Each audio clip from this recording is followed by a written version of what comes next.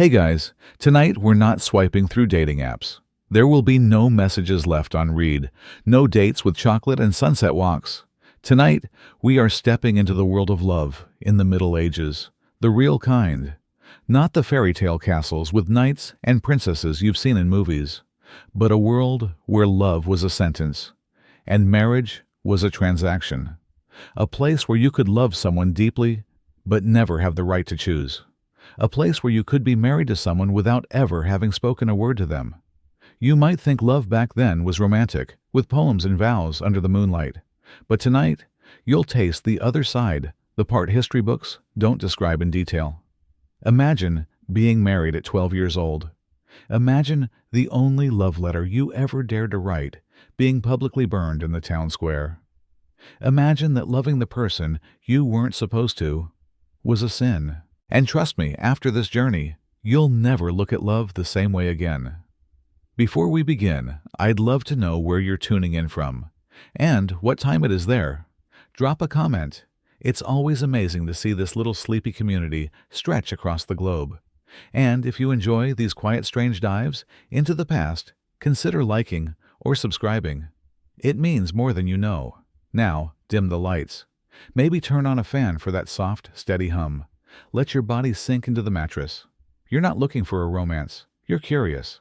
And that curiosity in the Middle Ages is far more dangerous than you think. Let's begin. Forget everything you know about choosing a partner. Forget individual feelings that first spark or a connection of souls. In the Middle Ages, your love did not belong to you. It was an asset, a tool, a piece on your family's chessboard. For the nobility, marriage was a cold political contract. A wedding could end a warforge, a powerful alliance, or merge two vast territories. The heart of a 14-year-old girl was worth a castle, an army, or a strategic port. Your father wouldn't ask how you felt about the old duke, the one with wine-stained breath and yellowed teeth. He only cared about the lands the marriage would bring. You were a walking dowry, a living seal on a deal that was decided long before you even understood what love was. But don't think only the aristocrats suffered. Even for the peasants whose lives were tied to the soil, marriage was a practical calculation. A farmer wouldn't look for a wife because of her smile, but because of her health, her ability to bear sons who could work the fields.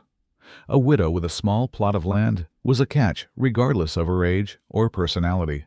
Two families would marry off their children to merge two small fields into a larger one to ensure they wouldn't starve next winter. In this world, individual love was not just a luxury, it was a danger. It threatened stability, complicated transactions, and went against the interests of the clan.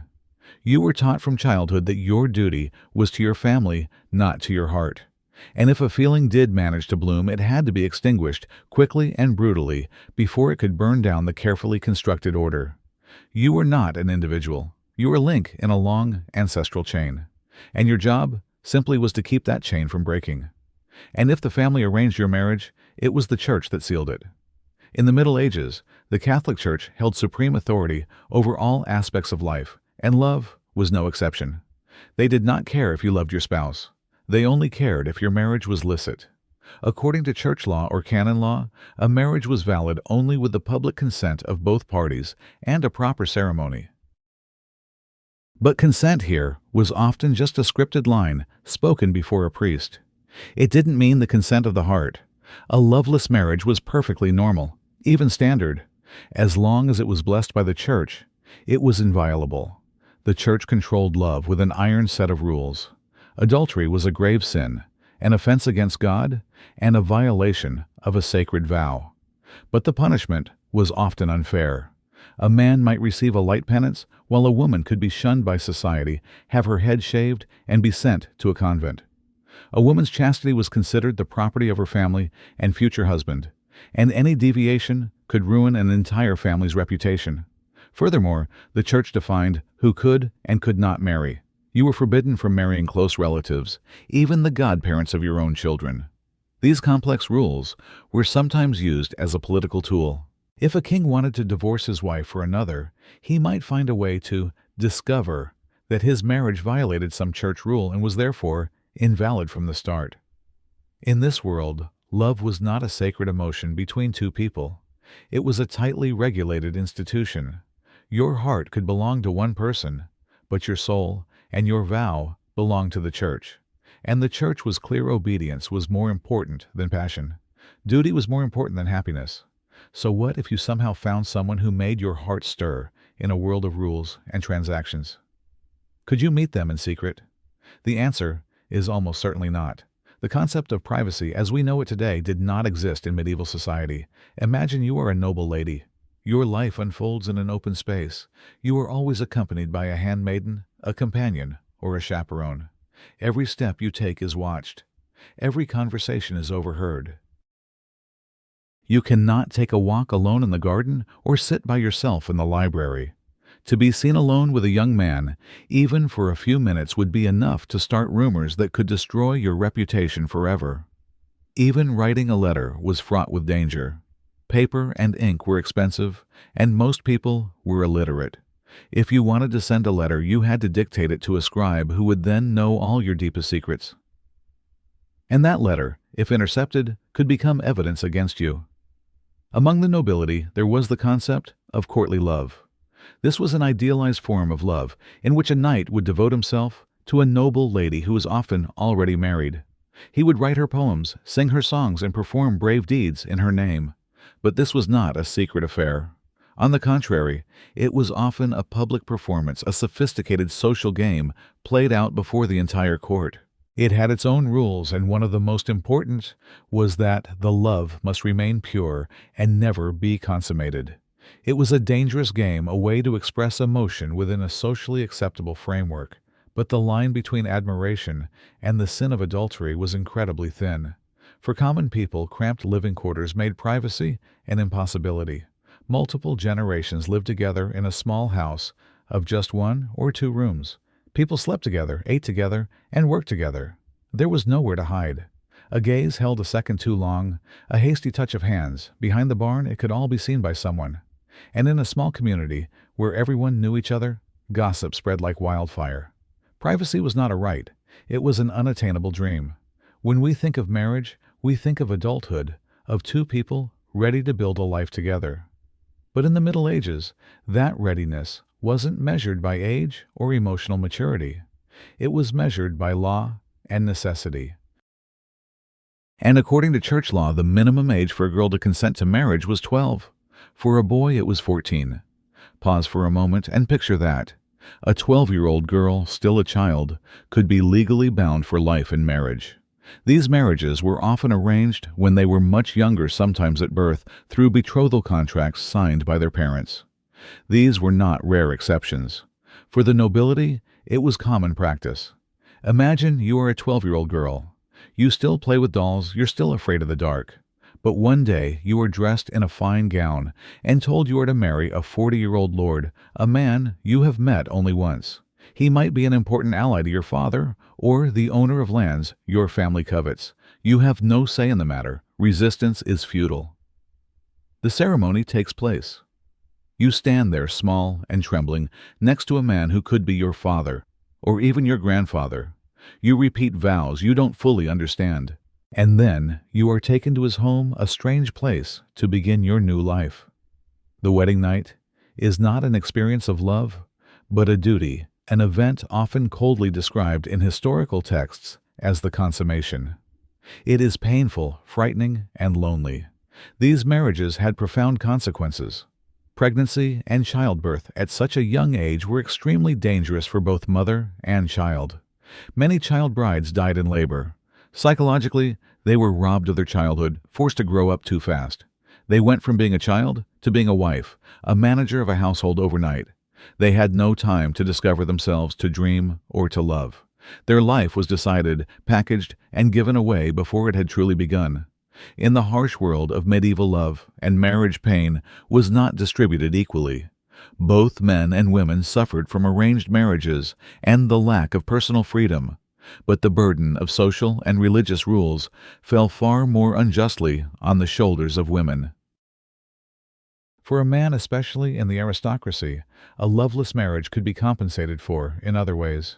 He could have a mistress, and society would often turn a blind eye as long as he was discreet and still fulfilled his duty to his wife, that is, producing a legitimate heir. An affair might be considered a mistake, a weakness of the flesh, but it rarely destroyed his reputation or career. But for a woman, the double standard was merciless. Her value was tied to her virginity before marriage and her fidelity after. She was not just an individual. She was the vessel of her family's honor. Any behavior deemed impure, even a rumor, could render her damaged and unmarriageable. A planned wedding could be called off, plunging her family into public shame and financial hardship. If a married woman fell in love with another man, the consequences were even more catastrophic. She could be repudiated by her husband, sent back to her family in disgrace. In worse cases, she could be imprisoned in a remote convent for the rest of her life, an elegant prison where she was stripped of all freedom. Her lover might also be punished, but society's condemnation of the woman was always harsher. She was seen as the seductress, the source of the sin. Even in love, inequality was present. A girl who fell for someone of a lower station, like a blacksmith or a gardener, was considered to have demeaned herself and sullied her family's bloodline. The affair would be stamped out without mercy. Conversely, a nobleman having a relationship with a peasant girl was often seen as a normal affair, a privilege of his status. The suffering was not fair. Women always bore the heavier burden, trapped between the expectations of their family, the rules of the church, and the desires of their own hearts. If you made it past all the barriers, family, church, lack of privacy, and double standards, and still decided to follow your heart, you were entering an extremely dangerous game. Loving the wrong person at the wrong time or in the wrong way in the Middle Ages could cost you far more than a broken heart. It could cost you everything: your honor, your property, your freedom, and even your life. Court records from the period are filled with tales of forbidden relationships and their brutal punishments. If a couple was caught in an illicit affair, they could be brought before an ecclesiastical court. The penalties could include being forced to walk barefoot to the church, being publicly whipped, or being sent on a long and arduous pilgrimage. The goal was not just to punish, but to humiliate them before the community, to make an example of them for all to see. For the nobility, the consequences were also political. A queen found guilty of adultery could be charged with treason because an illegitimate child could threaten the stability of the entire kingdom. The punishment for treason was death. Even if not sentenced to die, she could be imprisoned for life. History provides tragic examples, like the story of Abelard and Héloïse, the brilliant theologian and his gifted student who was brutally castrated by Héloïse's uncle after their secret love and marriage were discovered. The loss was not just physical. Loving the wrong person could cost you your social standing. A knight could be stripped of his title and lands. A woman could be disowned by her family. Both could be forced to leave their homes to live in exile in a foreign land. The fear of discovery loomed over every forbidden love affair. Every secret meeting carried the risk of exposure. Every letter could be a piece of evidence. Love was not a safe harbor. It was a battlefield riddled with mines. It required courage, cunning, and a great deal of luck. But in most cases, the price was simply too high. This game of love usually ended in separation, disgrace, or death, leaving behind a harsh lesson for any who dared to place their heart above the rules of their world. Amidst the grim reality of arranged marriages and dangerous liaisons, there existed an imaginary world of romance and passion. This was the world of literature, of the poems composed by troubadours, and of the tales of courtly love that became legendary. But that world, for the most part, was a beautiful lie. Take the tragic love story of Lancelot and Guinevere. Lancelot, King Arthur's bravest knight, falls madly in love with Queen Guinevere. Their love, full of secret encounters and passionate vows, ultimately contributes to the downfall of Camelot. Or the story of Tristan and Isolde, who accidentally drink a love potion and fall desperately in love, despite Isolde being promised to King Mark, Tristan's uncle. These stories, along with countless other poems and ballads, painted a picture of love as an irresistible force, a noble passion worth sacrificing everything for. They celebrated the beauty of the lady, the devotion of the night, and the sweet sorrow of a forbidden love. Works like The Romance of the Rose meticulously describe the stages of falling in love from the first glance to the final kiss in a symbolic dreamlike garden. But here's the stark truth: this courtly love existed almost exclusively in poetry. It was a form of entertainment for the aristocracy, a complex social game, a way to escape the boredom of loveless marriages. It may have brought a little excitement and romance to court life, but it did not reflect the reality for the vast majority of people. For a 13-year-old peasant girl married off to a widower twice her age, the poems about Lancelot meant nothing. For a noble lady locked in her room for refusing a political marriage, the story of Tristan and Isolde was just a distant fantasy. The poetry lied. It created a myth about medieval love, a myth that still influences us today. But the reality was harsher, cruder, and far less poetic. Love wasn't a rose garden, it was a field of stones. Imagine you are 15. Your world is a tapestry of stone wool and prayer. Each day is a stitch identical to the last, a rhythm dictated by bells and the stern gaze of your mother. You wake in a cold stone chamber, the air heavy with the scent of damp moss and old wood. You spend your mornings with a needle, forcing it through stiff linen, your mind wandering far from the saints and patterns you are meant to be recreating. Your afternoons are for prayers, your evenings for quiet, supervised suppers. It is a life of safety, of privilege, of profound and suffocating boredom. It is a life lived behind walls.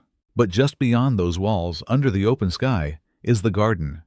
And in the garden, there is him. He is not a knight, not a lord, not anyone you are supposed to notice. He is the boy who tends the roses, the one whose hands are intimate with the soil, and whose brow is perpetually damp with sweat. You don't know his name. To your family, he is simply the gardener, a function, not a person. But to you, from the vantage point of your narrow chamber window, he is life itself. He is the antithesis of your world of cold stone and silent rules. He moves with a purpose that comes from the sun and the seasons, not from a bell tower. You watch the muscles in his back as he lifts a heavy stone, the gentle way he coaxes a rebellious vine onto a trellis. You begin to invent reasons to be near the garden. A forgotten book, a sudden need for fresh air. You never speak to him, you wouldn't dare. But sometimes, from across the manicured hedges, your eyes meet. It lasts only a second, a fleeting, terrifying, and exhilarating moment of connection. In his eyes, you see not a servant looking at a lady, but a boy looking at a girl, and in that glance you feel seen for the first time in your life. That feeling becomes your only secret, a tiny warm ember you nurture in the cold castle of your existence. One afternoon, during one of these stolen moments, you are not alone. Your father is standing in the shadow of the archway behind you. He does not yell. He does not reprimand you. He simply looks. First at the gardener, a look of dismissal, of utter contempt, then at you. And his gaze is colder than any winter morning. It is a look that erases you, that turns your secret ember to ice. Nothing is said. Nothing needs to be. The next morning you look out the window. The garden is the same. The roses are the same. But the boy is gone. A new gardener is there, an old man with a face like wrinkled parchment and a back bent into a permanent question mark. The boy is never mentioned. It is as if he never existed. You do not ask. You do not cry. You learn the most important lesson of your young life: to bury things, to take the feeling, the memory, the name you never knew, and push it down so deep inside you that it can never again reach the light. And from then on, your first love lived only in silence. You are not a poet, but you have poured a poet's soul onto this single precious sheet of parchment. For weeks you have stolen moments, hoarding your thoughts like a dragon hoards gold. By the weak, sputtering light of a tallow candle, long after the rest of the household is asleep, you let your heart guide the quill. The words are for him, the blacksmith's son. A boy you have only ever exchanged pleasantries with, at the market, but whose laughter you have memorized, whose strong, soot-stained hands you have watched shape raw iron into things of purpose and beauty. In your letter you do not speak of marriage or a future. You know that is impossible. You speak of the way the sun catches in his hair, of the kindness you saw when he helped a fallen child, of the way your world feels less gray when you hear his hammer ringing from the forge. It is a letter of pure adolescent adoration, innocent and deeply felt. Sealing it with a drop of wax feels like sealing a part of your own soul. The most dangerous part is getting it to him. You entrust it to your closest friend, a girl you thought you could trust with your life, making her swear on a saint's relic that she will deliver it discreetly. But trust is a fragile thing.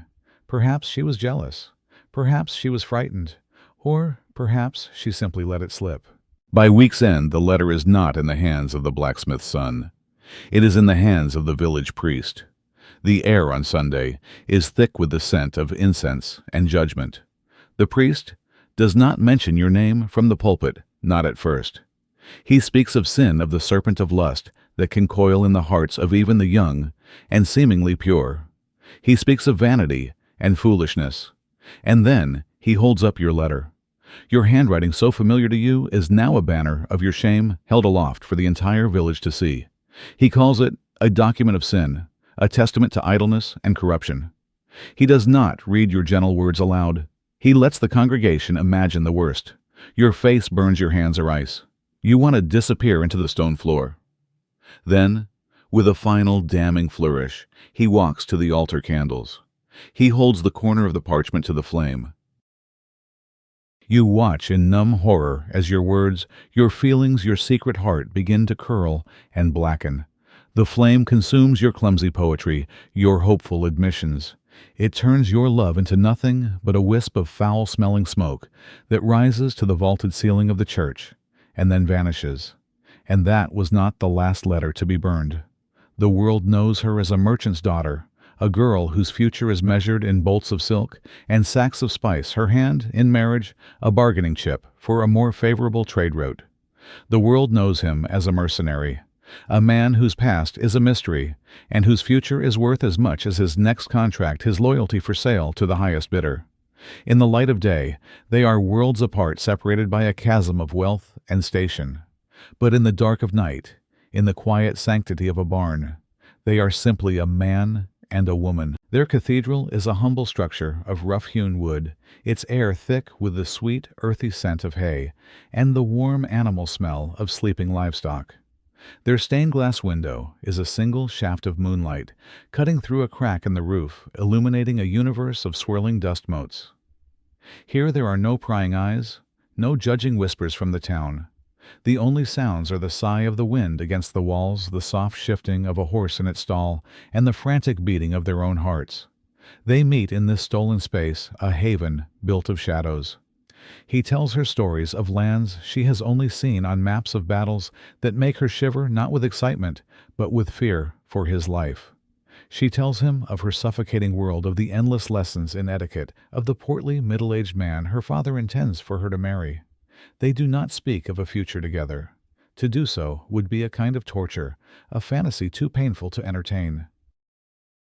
Instead, they cling to these small, shared moments, these whispers in the dark. It is in this shared reality, however fleeting, that they find a sense of belonging they cannot find anywhere else. One night, the air is colder, the silence deeper. He knows his company is leaving at dawn. This might be their last meeting. He reaches out his hand, calloused and scarred from 100 fights, gently takes hers, soft and unblemished. He doesn't have a ring. He doesn't have a future to offer. He only has this moment. "I will never love another," he whispers, and the words are not a romantic promise, but a statement of fact, a curse he accepts gladly. Her eyes fill with tears that do not fall. "Nor I," she breathes back, her voice a fragile thread in the vast silence. It is their only ceremony, their only vow. A promise made not before God, but in defiance of the world that would keep them apart. A vow to remain empty, for anyone else to keep this one small part of themselves sacred and untouched. But what they had could only live in the night. To be a queen is to be a symbol. You are the embodiment of the realm, a figurehead carved from marble and draped in silk. Your marriage is not a union of hearts, but a treaty sealed in flesh. Your life is a public performance, your loneliness a private, closely guarded secret. You are surrounded by 100 courtiers, servants, and ladies-in-waiting, Yet you are profoundly alone. Your husband, the king, is a political ally. You share a bed with a man who sees you as a vessel for a future heir, not as a woman with a mind and a heart of her own. The opulent palace with its gilded ceilings and cold tapestries is not a home. It is a cage. And then he arrives. He is not a prince or a duke. He is a poet, a man whose only currency is words. When he looks at you, he does not see the crown. He sees the woman beneath it. His gaze bypasses the jewels and the heavy robes and finds the flicker of melancholy in your eyes. His poetry is not the usual fawning flattery of the court. His verses speak of caged birds, of distant stars, of a quiet sorrow that resonates so deeply with your own that you feel as if he has read the pages of your soul. Your conversations begin under the guise of literary patronage. He reads his work to you in the royal library, the air smelling of old leather and beeswax. But soon, the discussions of meter and metaphor become more personal. You find yourselves sharing glances that last a moment too long. You feel a jolt, like lightning, when his fingers brush against yours, as he hands you a page. You both know the danger. The court is a nest of vipers where every whisper is a potential weapon, every secret a commodity. A queen's love given to anyone but the king is not a romance. It is treason. The fear is a constant, exhilarating poison. But you are starving, and he is the first person to have offered you food for your soul. You take the risk. A note passed through a trusted lady-in-waiting. A secret meeting in a secluded corner of the royal gardens, your heart pounding with every rustle of leaves. But a secret of this magnitude cannot be kept forever. A jealous courtier, a spurned lady-in-waiting, a spy looking to gain favor, the source doesn't matter. The secret is revealed. The aftermath is swift and brutal. Love is recast as conspiracy. He is dragged before a court accused not of love, but of sedition and bewitching the queen. He is executed publicly, a warning to any who would fly too close to the throne. You are spared death, but given a life that is a form of it. You are stripped of your honors and imprisoned in a remote, windswept tower. You will see no one but your guards for the rest of your days. They can lock you away. They can erase his name from the court records, but they cannot reach into your mind. They cannot take the memory of his words or the feeling of being truly seen. Their love outlived their sentences, but no one dared to speak its name. This story is not a whisper. It is a scream that has echoed through the centuries, a testament to a love so brilliant it had to be destroyed. He was Peter Abelard, a philosopher of rock star status in 12th century Paris, his mind a razor that sliced through the theological debates of the day. Students flocked from all over Europe to hear him speak. She was Héloïse, a young woman of noble birth, but her true nobility was in her intellect. She was a scholar in her own right, fluent in Latin, Greek, and Hebrew, a mind so luminous it was spoken of with awe throughout the city. Her uncle Fulbert, a powerful canon at the Notre Dame Cathedral, swelled with pride. To further her education, he hired the most famous teacher in all of Paris to be her private tutor, Abelard. It was meant to be a meeting of minds, and it was. Their lessons were not dry recitations. They were electric debates, a thrilling collision of two formidable intellects. They argued, they laughed, they challenged one another. And from this fire of the mind, a fire of the heart was inevitably kindled. They fell into a passionate, all-consuming love affair, conducted in secret under the very nose of her guardian. Their intellectual connection deepened into a physical one. Love for them was total. But secrecy has a short life. Héloïse became pregnant, terrified of the scandal, but unwilling to abandon her. Abelard proposed a secret marriage. For him, a public marriage would end his clerical career. For her, it would tarnish her scholarly reputation. They were wed in secret after the birth of their son. But the secret leaked. To protect Héloïse from her uncle's growing rage, Abelard sent her to a convent. Fulbert, however, saw this not as an act of protection, but as Abelard's attempt to discard Héloïse and rid himself of his responsibility. His revenge was not swift. It was meticulously planned and barbaric. One night, Fulbert and his kinsmen hired men to break into the room where Abelard slept.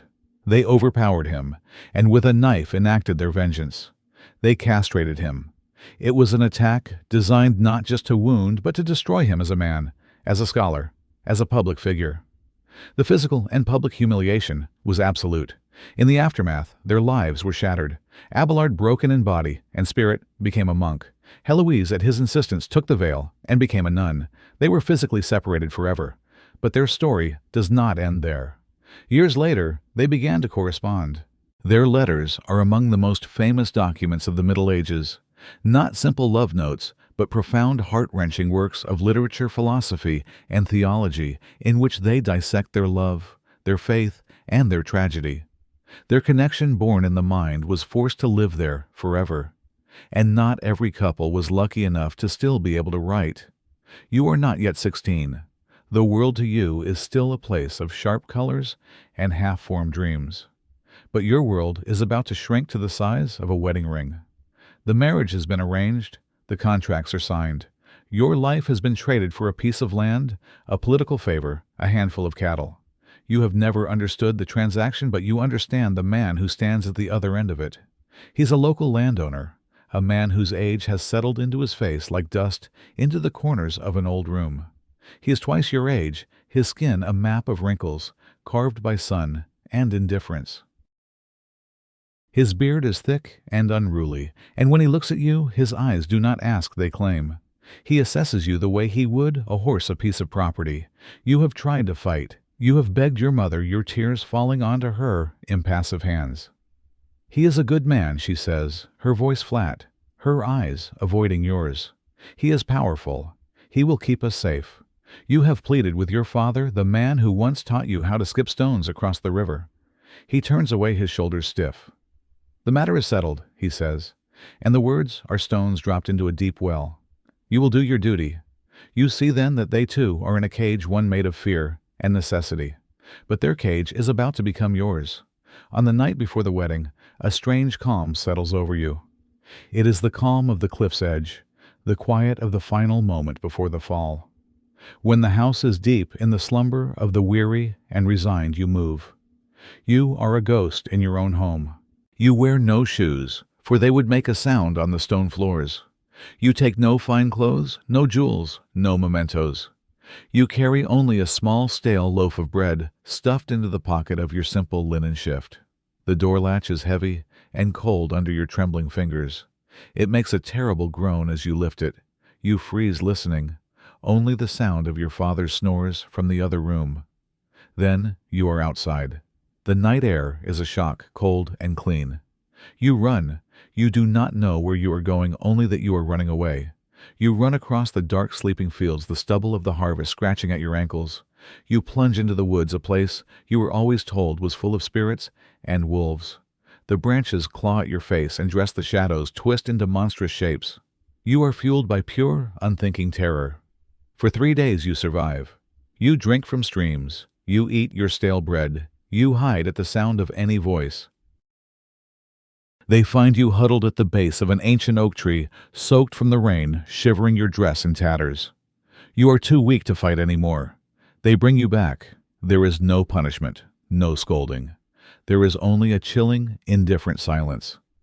You are locked in your room, and the next day you hear the faint sound of wedding bells from the village church. But they are not for you. Your family, in a swift and pragmatic move to save the alliance and their honor, has offered a substitute. The wedding proceeds with a new bride standing at the altar. It is your cousin. She has just turned 13. But not everyone was lucky enough to escape. There were those who nodded, even when their hearts said no. You open your eyes. For a moment you are just you in your bed with the familiar morning light slanting through the window. Then you remember. Today is your wedding day. A wave of cold dread washes over you, so intense it makes you feel sick. This is not a day of joy. It is a day of surrender. The maids come in their faces, a mixture of pity and professional detachment. They bathe you, scent you, and lace you into a dress so heavy and ornate you can barely breathe. It is a beautiful costume for a sacrifice. You are a doll being prepared for display. The walk to the church is a blur. The faces of the villagers, the sound of the bells, it all seems to be happening to someone else. You are numb, floating outside your own body. And then you see him waiting at the altar. Your husband. You have never spoken a single word to this man. You know his name because it was told to you. You know his age because it was written on the contract. He is older than your father, a stern, unmoving figure whose face seems carved from rock. He does not turn to look at you as you approach. His gaze is fixed forward, on the priest, on the crucifix, on anything but you. You reach the altar. Someone, your father, your brother, you're not sure who places your hand into the stranger's. His hand is dry and cool, his grip firm, but impersonal. It is the grip of a man taking possession of a deed. The priest begins to speak his Latin, a droning, meaningless sound in your ears. You don't understand the words, but you understand their weight. They are forging chains around you. Then comes the moment in a language you do understand. Do you consent to take this man as your husband? The silence that follows is deafening. For a wild, insane second, you consider saying no. You consider screaming. You consider running. But you feel a sharp, insistent pressure on your back. It is your mother's hand, a silent, unyielding chak-chan roy. De, lafantiep theo kwakich bandi sahon vaon hung trai ngiem kanan vabikich tamlang. The feast is over. The music has faded. The guests have departed, their bellies full of your father's wine, their minds untroubled. You are now led by your new husband's sisters, or his mother, to the bedchamber. The room is cold. The stone walls seem to sweat in the candlelight. There are no flowers here. There is no warmth. There is only a large, imposing bed covered in heavy furs. It does not look inviting. It looks like an altar for a sacrifice you did not agree to make. You sit on the edge of the mattress, your hands folded in your lap. The fine wedding dress feels like a suit of armor that has failed you. You are alone waiting. You remember the words your mother whispered to you earlier, her grip tight on your arm. It is your duty. Close your eyes and think of the honor you bring this family. Endure it, to endure. That was the only advice you were given. Not to enjoy, not to connect, not to find kindness. Simply to endure. He enters. The stranger you are now bound to for life. He does not speak. The silence in the room is heavy, suffocating. In his eyes, there is no tenderness, no curiosity, not even lust. There is only a sense of grim obligation of a task to be completed. There is no courtship, no gentle words, no question of your readiness or your fear. Consent is not a concept that exists in this room. Your body is not your own. It is part of the marriage contract, the final clause to be fulfilled. You feel yourself retreat, pulling your consciousness deep inside, leaving your body to be a hollow shell. You focus on the flickering candle flame, on the patterns of shadows, dancing on the wall, on anything but the reality of the moment. You learn in that instant how to separate mind from body. It is a skill you will need to survive the years to come. It is a painful, lonely lesson. The act itself is a violation made worse by its cold, transactional nature. It is not an act of passion, but an act of ownership. In the long nights that follow, you learn to wrap the blankets tightly around yourself, creating a cocoon, a barrier.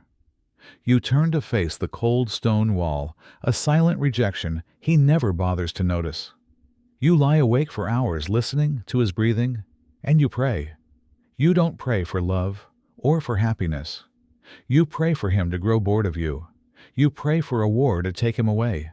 You pray for a swift and sudden illness. You are 14 years old, but if you resisted, you would be the one at fault. Not every girl dreamed of a husband and children. Some dreamed of other things. There was a girl in a small town in Flanders who dreamed of thread. She dreamed of the feel of fine wool, of the intricate patterns she could weave, of owning her own small shop, of being a master seamstress. Her hands were skilled, her eye for color was unmatched. She did not want a lord or a farmer to determine her fate. She wanted to build her own life, one stitch at a time. So when her parents presented her with a marriage proposal, a perfectly suitable match with a respectable baker's son, she said no. It was a quiet word, but it landed like a thunderclap in their small, orderly home. Her parents were stunned, then angry. It was not just a refusal of a man. It was a refusal of the natural order of things, of the life God had intended for her. They begged, they reasoned, they threatened. This is what women do, her father insisted. They marry, they keep a home, they bear children. Her mother wept, accusing her of being prideful and ungrateful. "You will bring shame upon us," she cried.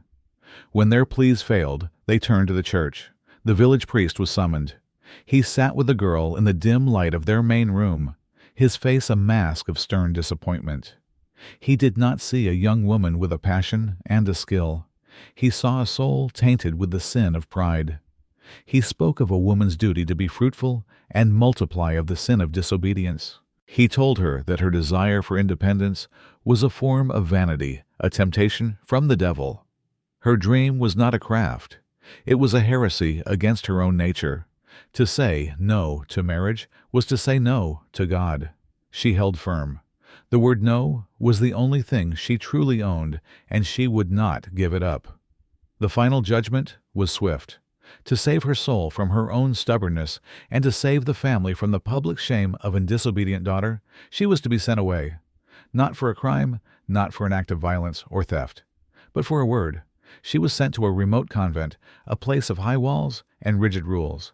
They took her colorful threads and gave her a plain, scratchy habit. They took her name and gave her a new one.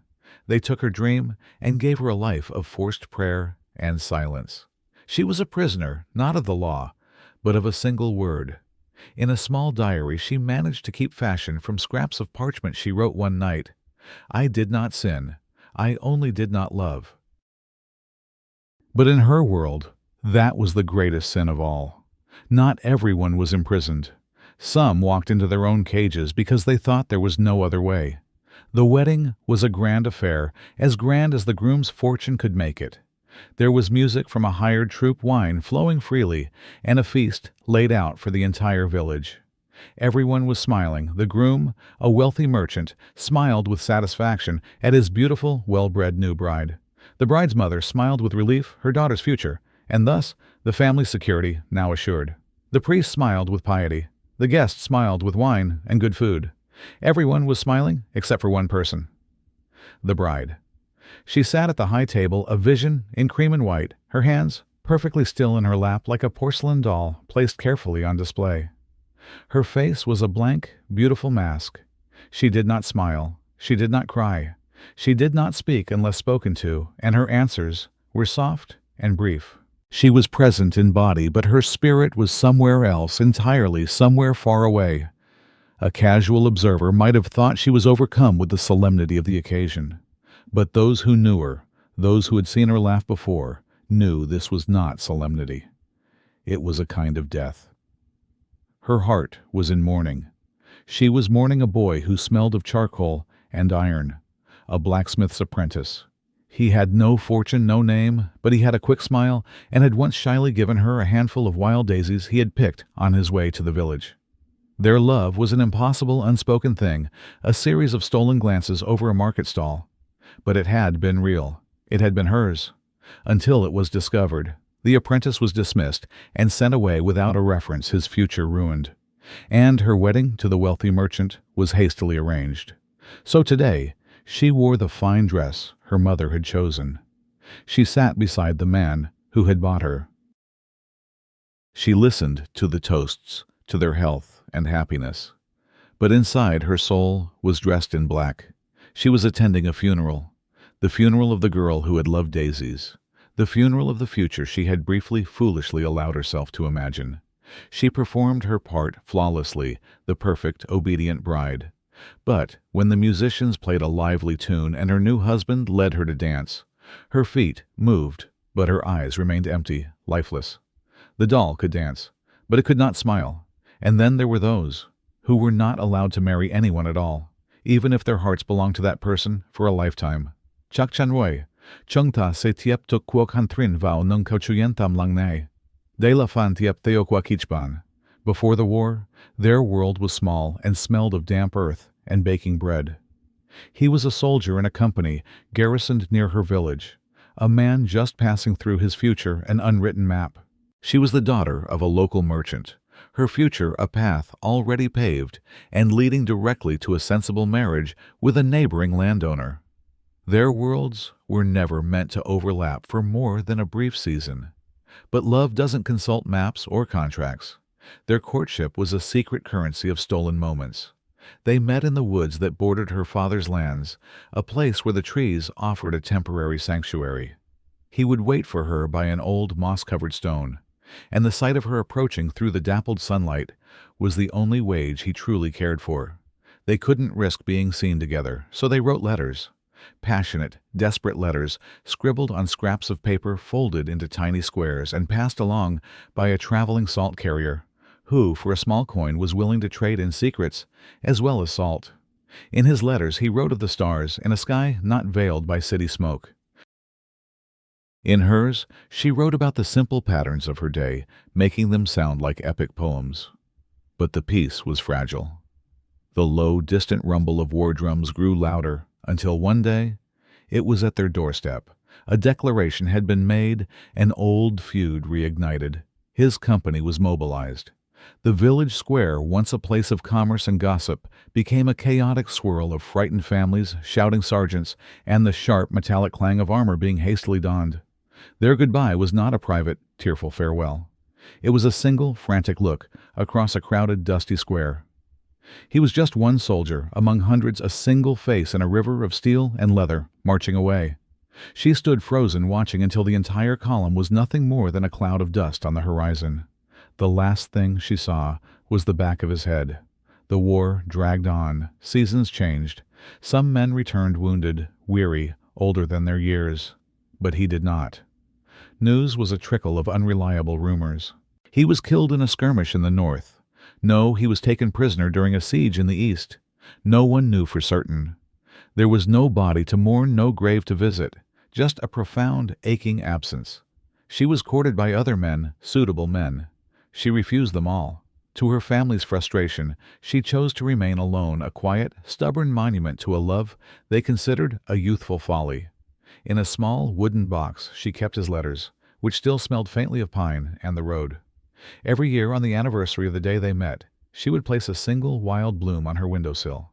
It was a ritual no one else understood, a quiet vigil for a ghost.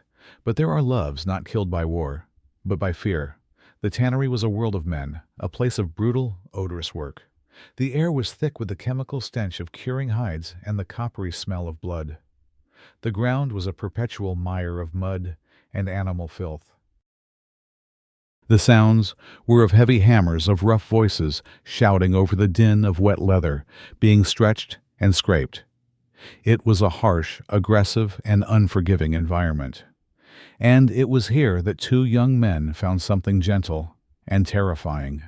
They worked side by side their days, a long rhythm of shared labor. They were both quiet, set apart from the boisterous, crude humor of the other tanners. Their bond began in silence.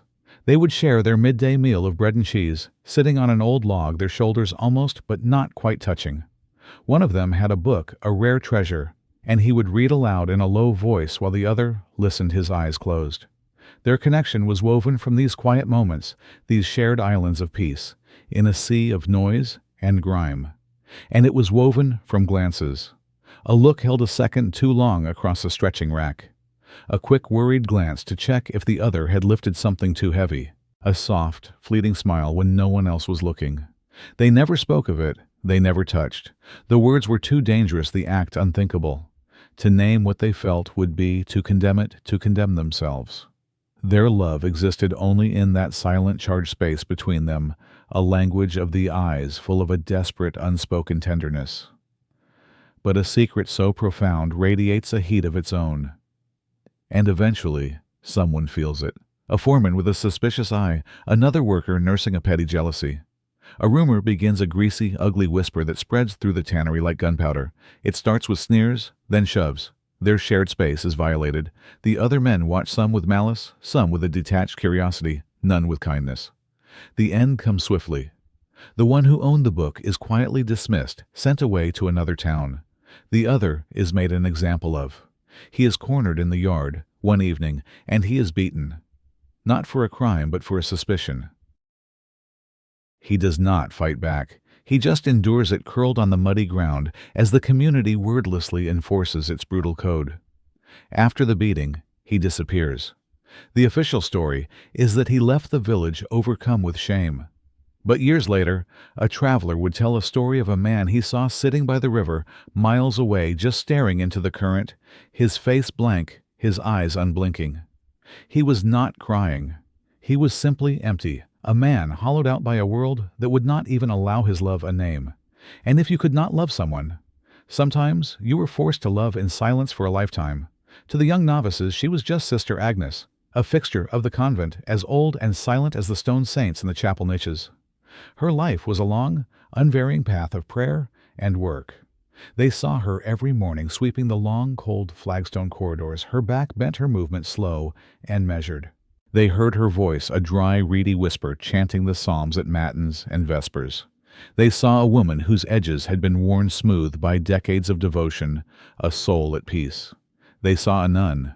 They did not see the girl she had once been. But there were moments late at night when the convent was shrouded in a deep, holy silence that a different woman emerged. A young postulant, unable to sleep, once saw her. Sister Agnes was not in her cell. She was standing in the small walled garden before a statue of the Virgin, bathed in moonlight. But she was not praying. In her wrinkled hands she held an old, dark, wooden comb. She held it, not like a tool but like a sacred relic, her thumb stroking its smooth, worn teeth. On the handle, though it was too dark to see, was a name faintly carved. The old nun had once been a girl with a name of her own, a girl with hair the color of autumn leaves that fell in waves to her waist. She was a girl who had fallen in love. He was not a suitable match. He was a musician, a man who made his living with his hands and his breath, creating beauty that you could not hold or trade. He was poor and passionate, and her parents were terrified of him. He once wrote a short piece of music for her, a simple, haunting melody he said was the sound of her hair.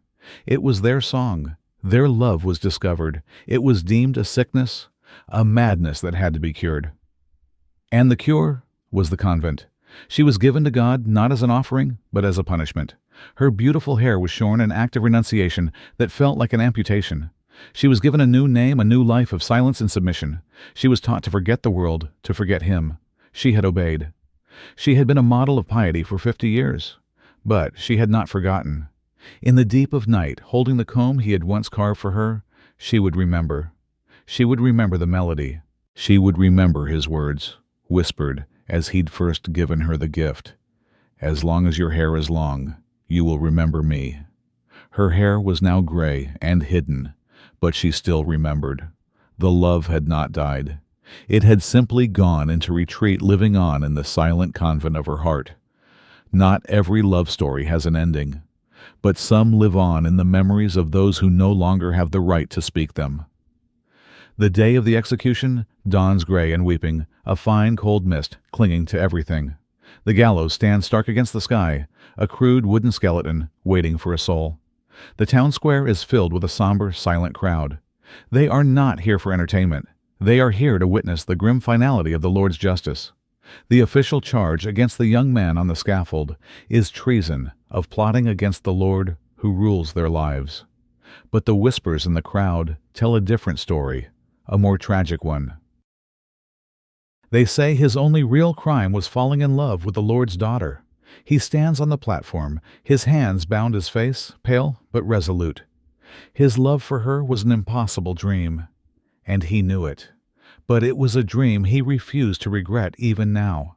He had tried to win her father's favor, had distinguished himself in local tournaments, had managed her father's estates with honesty and skill. But the Lord saw not a worthy suitor, only an upstart, a servant reaching far above his station. When the Lord discovered their secret meetings, his fury was absolute. The charge of treason was fabricated, a convenient and terrifying way to eliminate the problem. She had fought for him. She had pleaded, wept, and screamed at her father, only to be locked in her chambers in the highest tower of the castle, a prisoner herself.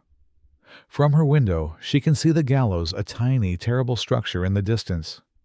She watches the procession, her heart a cold, dead weight in her chest.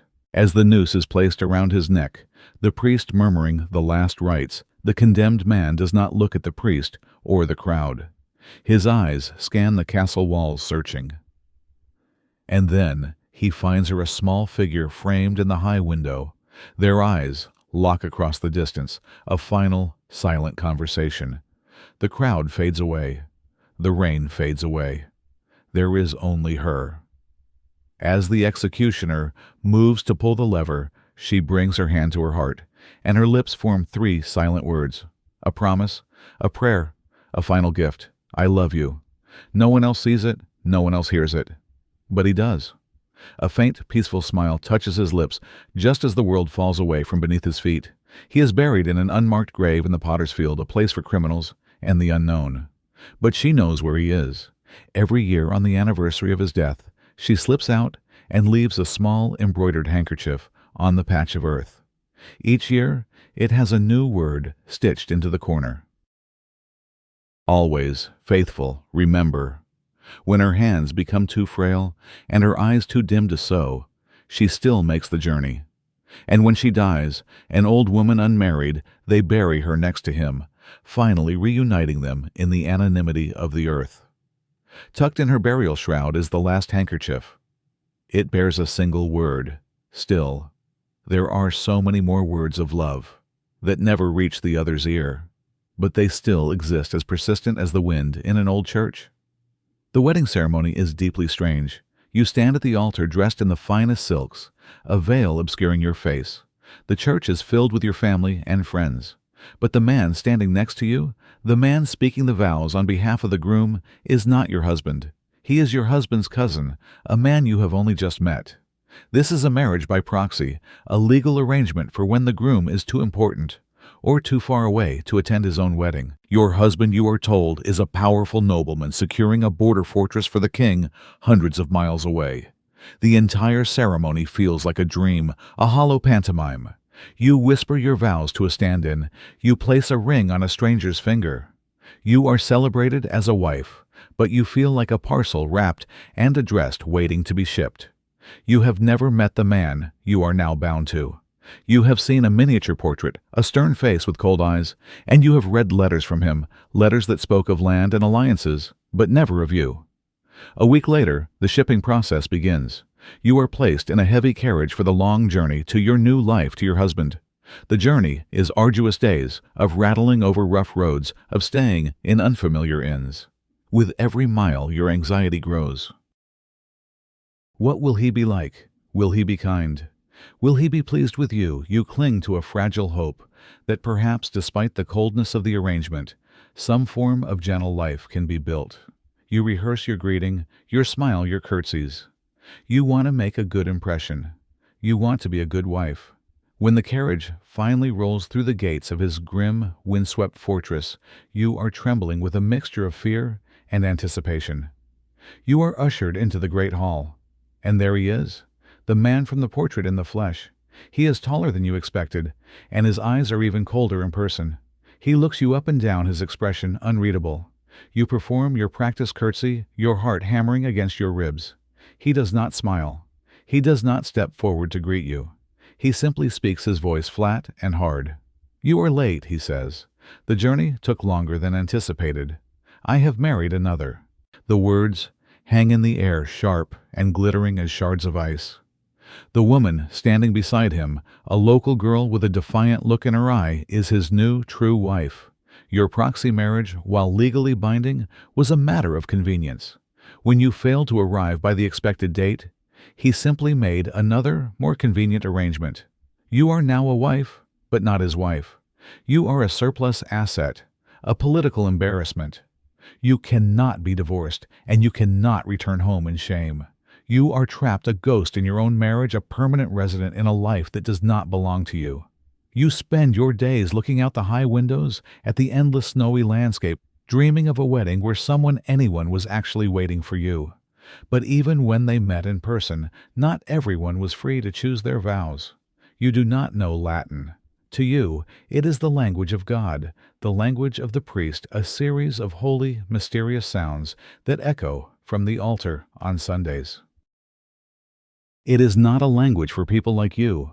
It is not the language you use to buy bread, to soothe a crying child, to whisper a prayer by your bedside. Yet today, Latin is the language that will define the rest of your life. You stand in the cold, stone church, a place that has always inspired a sense of awe and fear in you. You are dressed in your finest clothes, your hand held in the firm, sweaty grip of the man your father has chosen for you. The priest begins the marriage ceremony. His voice rises and falls in a rhythmic chant, the words echoing in the vaulted space. You do not understand a single word. You are listening to a song without knowing its lyrics. This is the most important moment of your life, and it is happening in a language you do not speak. You watch the others. You see your mother nod at you, an encouraging yet firm gesture. You see your father staring straight ahead, his jaw set. You are supposed to repeat after the priest at certain moments. You listen to the sounds he makes, and you mimic them, your mouth forming the unfamiliar shapes, the strange guttural consonants. You are an actor in a play where you have not been given the script. You are a puppet, your strings being pulled by tradition, by family, by a language that is not yours. The other people in the church murmur the responses, so you murmur them too. You agree without knowing what you are agreeing to. You promise without knowing what you are promising. Then the ceremony is over. The priest turns to you and your new husband and says in the simple, familiar tongue of your village, "You are now man and wife." The words land with a heavy, dull thud. You nod, because that is what you are supposed to do. There is no joy, no sense of union. There is only a quiet, hollow feeling of a door having been shut and locked behind you. Years pass. You are a wife. You are a mother. You live the life that was laid out for you. And in that time, you learn to read. A traveling friar, a kind man, teaches you your letters. It is a slow process, but you are determined. You feel a sense of power in it, the ability to unlock the secrets held in books. One day in an old prayer book, you find a copy of the marriage rite with the Latin on one side and a translation on the other.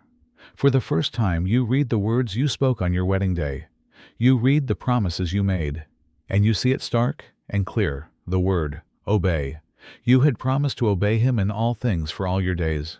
You sit there in the quiet of your home, the book open in your lap, and you do not cry. You just stare at the word, and you finally truly understand the nature of your life. And there were some who were not even allowed to speak their own vows. The wedding had been planned for months. The dowry was agreed upon, the political alliance it would forge was celebrated, and the wedding dress, a garment of fine imported silk, was already finished. Everything was in place for a perfect union of two powerful families. There was only one problem. A week before the ceremony, the bride-to-be, a girl of 17, with a laugh like wind chimes, fell ill with a fever. It came on suddenly, violently, and within 3 days she was dead. Grief should have been the overwhelming response.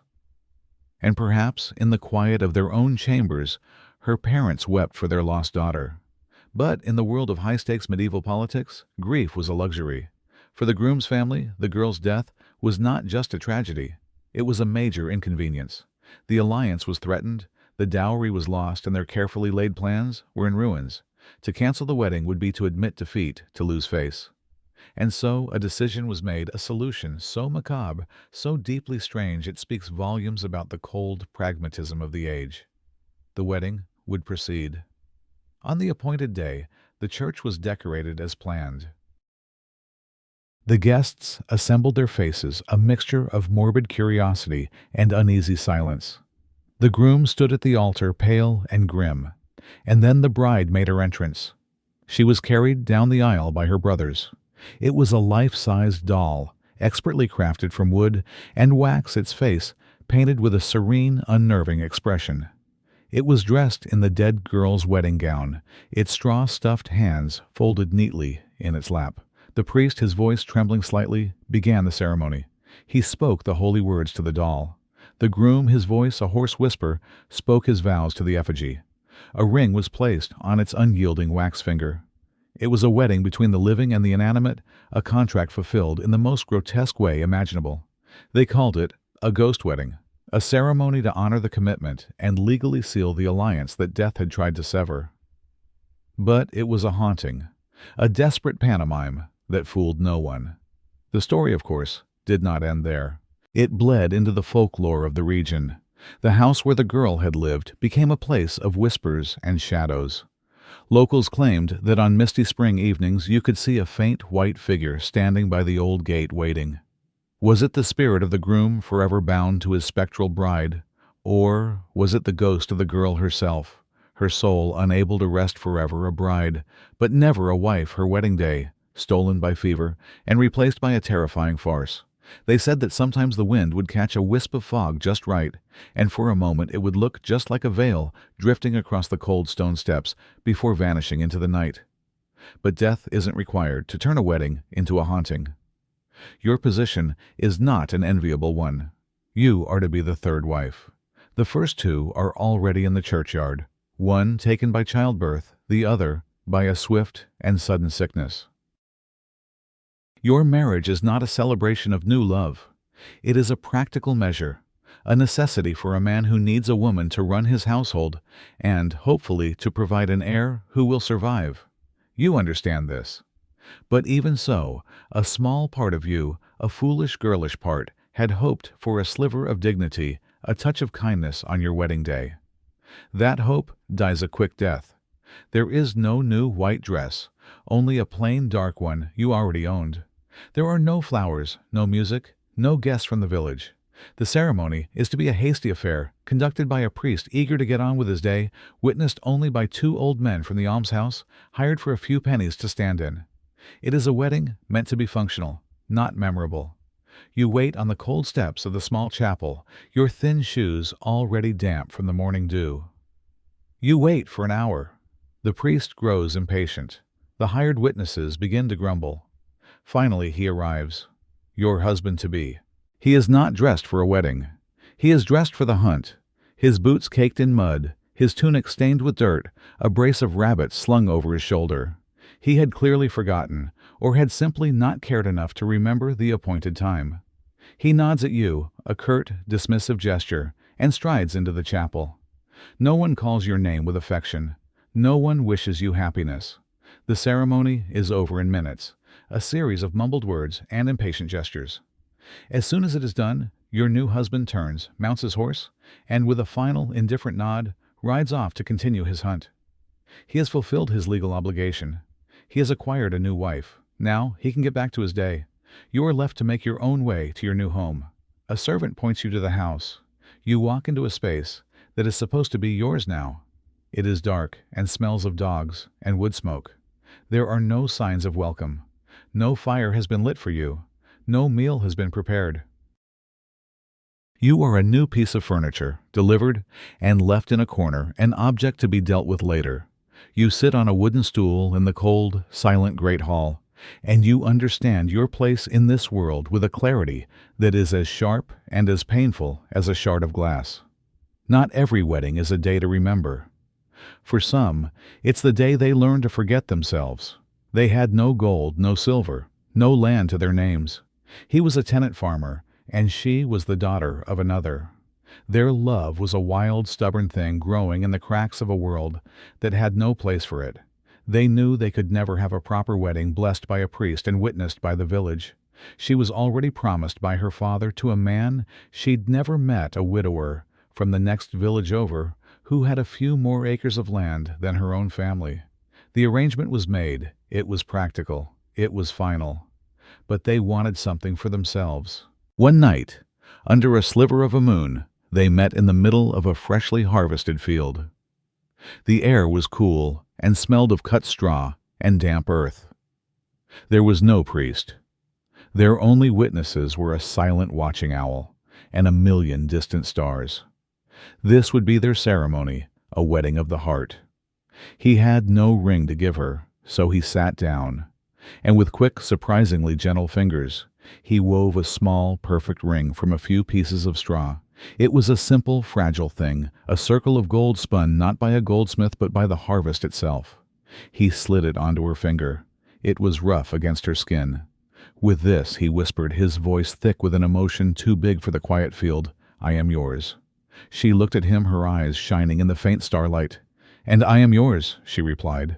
They sealed their vow, not with a formal kiss before a crowd, but with a desperate, clinging embrace, a moment of pure, defiant truth in a world of lies. "No one can ever know," he said, and she nodded the straw ring, feeling more real and binding than any gold ever could. The day of her legal wedding arrived. She walked to the church, like a ghost, her face pale and her eyes downcast. She endured the ceremony, the vows to the stranger, the blessings of the priest. But all the while her left hand was clenched into a fist hidden in the folds of her dress. Inside her palm she could feel the sharp, comforting presence of the straw ring. It was dry now, and brittle, already beginning to break apart. She did not look her new husband in the eye. She lived the life she was given. She was a good wife, dutiful, silent.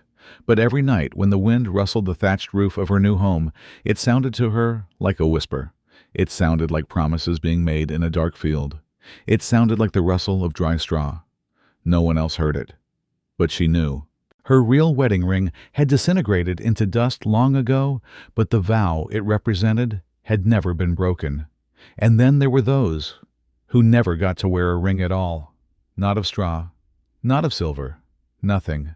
Chak chanroi, chung ta, se tiep tuk voi, nu hung kao chuyen, ve nung loi, hua bi, fa vosu, qua quiet qua mot goa pu, va mot tin yu kong ten. In the world she knew, time was not measured by clocks, but by the turnings of the seasons, the rhythm of planting and harvesting. Their promise was born from this world. "We will marry," he had said, his hand covering hers, "when the harvest is good." It was a simple, earthy promise, a pledge rooted in the hope of a bountiful future. And so she began to wait. Her waiting was not passive. It was an active, hopeful preparation for the life she believed was coming. She was weaving their future together, thread by hopeful thread. She planted extra rows of vegetables in her small garden, imagining the winter stews they would share. She saved the best wool from the shearing, picturing the warm cloak she would make for him. In the evenings by the firelight she would take out a small piece of linen and a needle, and she would embroider. She stitched his initial, a bold, strong letter, into the corner of the cloth, her fingers tracing the shape of his name, a name she hoped would soon be hers to share. Every stitch was a prayer, every saved vegetable a testament to her faith in his word. The entire village knew of their understanding. It was a settled thing, as certain as the rising of the sun. The harvest that year was good. The barns were full, and a sense of tired relief settled over the village. Her heart was full of a quiet joy. Soon, she thought, soon. But autumn came and went. One cool morning, as the last leaves were clinging to the trees, she saw him walking through the village square. Her heart leaped, but he was not alone. By his side was another woman, a stranger. The woman was wearing a fine dress, and her hand was resting confidently on his arm. She was the daughter of the local landowner, a man who had recently acquired more fields. And with her this new bride brought the promise of land of security, of 2 fine milk cows, a dowry of far greater worth than an embroidered cloth, and a heart full of hope. He saw her standing there. He had the decency to look ashamed. He lowered his eyes, unable to meet her gaze, and gave a slight, almost imperceptible bow as he passed. He said nothing, and she, in that moment, felt a cold, sharp clarity pierce through her shock. She said nothing either. To scream, to cry, to demand an explanation, what was the point? She had not been jilted for another love. She had been outbid in a transaction. She simply turned and walked away, her back straight, her face a mask of stone. The next day, someone saw the embroidered cloth, the one with his initial so carefully stitched, floating in the village well. It had been tossed in, and its white linen was slowly sinking, blooming in the dark water like a pale, dying flower. No one dared to fish it out. They left it there, a silent, submerged monument to a broken promise. And there were others who had the one they loved taken from them not by death, but by a deal. She was 16 years old. For one brief, bewildering month, she had been a wife. Her husband, a young man she was just beginning to know, just beginning to perhaps feel affection for, was taken by a sudden violent fever. And just like that, she was a widow. The whiplash of fate was dizzying. One moment, she was a bride, her future seemingly set. The next, she was a figure of pity, draped in black, her future a terrifying, formless void. The grief was still a raw, open wound when her late husband's family came to her. They did not come to offer comfort. They came to talk business. Her marriage had been so short and had produced no children. According to custom, the sizable dowry her family had paid the land, the coins, the livestock, should be returned. This was a significant financial blow they were not prepared to accept. They had a solution, a proposition they presented to her, not as a choice, but as a foregone conclusion. She would remarry immediately. She would marry her late husband's younger brother, a boy she barely knew, thus keeping the dowry and her securely within their family line. She was a piece on a chessboard, and this was their next logical move. They expected her to agree. A 16-year-old girl alone, grieving with no power of her own, what else could she do? But through her grief, a small, hard kernel of something else had formed: defiance. She looked at their cold, pragmatic faces, and she said a single word: no. Her refusal was met with disbelief, then with anger. They could not comprehend it. Why would she choose a life of poverty and uncertainty over the security they were offering? They saw it as an insult, an act of stubborn pride. They began to pressure her. First they cajoled, then they threatened, speaking of destitution, of how no other man would want her now. When that failed, they became cruel. They withheld food, giving her only thin porridge and old bread, hoping to break her will through starvation. She endured. With every pang of hunger, her resolve seemed to harden. She grew thin, so thin that the beautiful wedding dress she had worn, only once now stored in a chest, would have slipped from her shoulders like water. Her face became gaunt, but her eyes, once soft and uncertain, now held a steady, unyielding fire. She refused to be a pawn in their game. She refused to let her life be a mere addendum to their family's ledger. She would rather have nothing be nothing than be a piece of property to be traded between brothers. Eventually, they gave up and cast her out.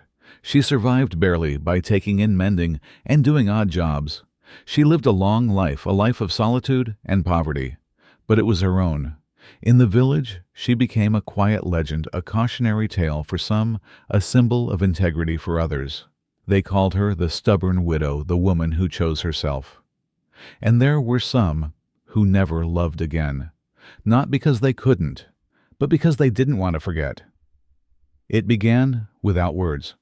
Every morning, just as the sun was beginning to warm the stones, they would meet on the old bridge that crossed the river. They were not friends, not acquaintances, not colleagues. They were simply two people whose paths intersected at the same time in the same place each day. He was a stonemason on his way to the quarry. She was a baker's daughter on her way to the market. They never asked each other's names. To do so would be to cross a line, to give their silent ritual a weight it might not be able to bear. Their entire relationship was a ceremony of small, silent exchanges. Some mornings she would hand him a small warm roll fresh from her father's oven. Other mornings he would give her a strange smooth stone he had found, or a single perfect wildflower he had picked from the side of the road. Sometimes they exchanged nothing at all, just a quiet nod, a brief meeting of the eyes, an unspoken acknowledgement that said, "I see you. You are here, and so am I."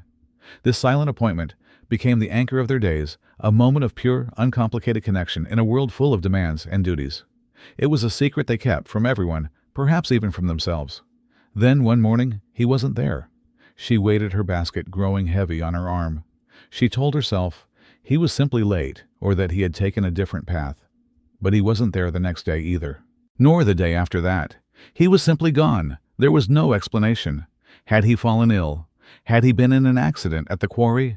Had his family moved away? She had no way of knowing. She could not ask because she did not know his name. She did not know who to ask. The connection which had been built in silence was severed in silence. The absence was absolute, but she kept coming to the bridge. Every morning for the next 40 years. She grew from a girl into a woman, from a woman into a wife, a mother, and then a grandmother. Her hair turned from brown to gray. The world changed around her, but her ritual did not. She would walk to the bridge stand for a moment in the morning light and look at the spot where he used to stand. She was no longer waiting for him to return. That hope had faded decades ago. She was there to honor the memory. She was there to be present in the space where their silent love had existed.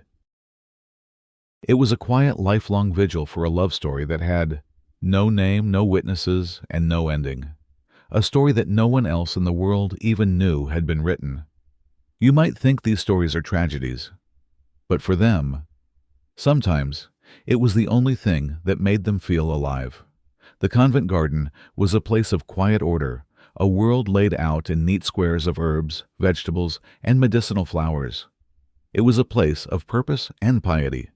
You were there because it was your duty helping your mother gather greens for the evening meal. Your world was simple, practical, and small. But one day, into this quiet garden, a new presence arrived. He was a monk, new to the adjoining monastery, sent to tend the gardens. You had seen monks your whole life, old men with stooped shoulders and faces like wrinkled apples. But he was young, younger than you thought they were allowed to be, with a kindness in his eyes that hadn't yet been extinguished by years of hard prayer and harder floors. A connection formed, though it was a connection made of near total silence. You were a village girl. He was a man of God. A chasm of vows and duties separated you. To speak to him of anything other than the weather or the health of the cabbages would have been an unthinkable transgression for you both. And so you did not speak. Instead, you began a small secret ritual, an offering. Every morning when you came to the garden, you would bring with you the finest, ripest fig from your family's tree, and as you left, you would place it ever so gently on the stone step outside the monastery's garden door. You never saw him take it. You would leave your heart pounding, and when you returned in the afternoon, it would be gone. This small act became the center of your world. It was a letter you wrote every day, a question you asked without words, "Do you see me?" And the fig's disappearance was his silent, daily answer, "Yes." This was your love story, a story told in fruit and stone. You knew nothing about him, his name, his past, where he came from, and he knew nothing of you. All they knew was this shared secret, this quiet communion. One morning you arrived with your offering as usual. You placed the dark sweet fruit on the cold stone. But when you returned in the afternoon, your heart sank. The fig was still there, untouched, a lonely purple jewel on the gray stone. It was there the next day, too, beginning to soften in the sun. He was gone. You learned later from scraps of village gossip that he had been transferred to another monastery far away. There was no warning, no goodbye. The silence that had been the foundation of your connection now became the emblem of your loss. You never left a fig on the step again, but you still walked past the garden every day on your way to the market. You would glance at the stone step, now just a step, empty and cold. And sometimes, when the wind was just right, it would carry the scent of ripening figs from the trees, a sweet phantom aroma that made your heart ache, that made you turn your head just for a second, even though you knew with absolute certainty that no one was there. And sometimes the most beautiful love is the one that never had the chance to become a mistake. She was only 12 years old when her childhood ended. It ended not with a scraped knee or a lost doll, but with a marriage contract. The man she was given to was a retired knight, a man whose life had been spent in the brutal business of war. His face was a landscape of old battles, a jagged white scar cutting across one cheek. His hands, which she saw for the first time on her wedding day, were not the hands of a husband. They were tools, hard as iron, calloused and thick hands that had held a sword and a shield and now held the deed to her life. In a world where she had no voice, she found a way to speak. Her only confidant was a small, secret book she had made herself, a few precious sheets of vellum, stitched together, hidden away in the lining of a cloth bag. Her only pen was a sharpened piece of charcoal. In this diary, she recorded her new life, not in long, flowing prose, but in short, stark observations that held the weight of a child's uncomprehending horror. On her wedding day, she wrote, "His hand is as big as a bowl. My heart hurts. The first night in a bed, too big, in a room too dark, no one asked if she was ready. No one explained what was happening. It was simply a thing that was done to her, another duty in a life that was now full of them." The next morning, her hand shaking so much the letters were barely legible, she wrote, "I am still alive." As the years passed, the entries continued. They were not a record of events, but a record of survival. He did not speak to me today. That was a good day. Or the cook gave me a sweet roll. I hid it and ate it in the dark. It was my own. The diary was her only space of freedom, the only place she could record her own existence separate from her role as wife. It was proof that beneath the obedient, silent facade, a person was still in there, watching, feeling, and remembering. Decades later, long after she had died, a new family lived in the old house. During a renovation, a carpenter, prying away a loose wallboard, found the little book tucked away and forgotten. The pages were brittle. The charcoal faded. He turned to the last page. After years of short observational entries, the final page held only one word written over and over again, as if to keep from forgetting it. The word was waiting.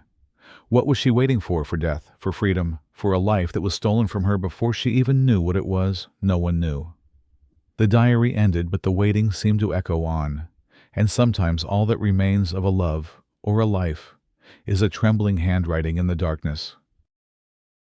He lived on the edge of the village in a small cottage where the forest began to press in.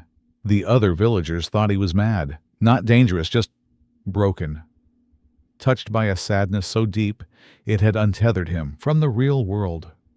Every evening as dusk settled, they would see the flicker of his candle through his small window, and if they were close enough, they would see the source of his madness. He would set his small wooden table, not for one, but for two. The ritual was always the same. He would lay out 2 sets of cutlery, 2 wooden bowls. He would light a candle and place it in the center. Then he would bring a pot of soup or stew from the hearth and carefully ladle it into both bowls. He would sit, and he would begin to speak, his voice a low, gentle murmur, as if conversing with a dinner companion only he could see. He would pause as if listening to a reply, and then he would smile a soft, sad smile and continue his one-sided conversation.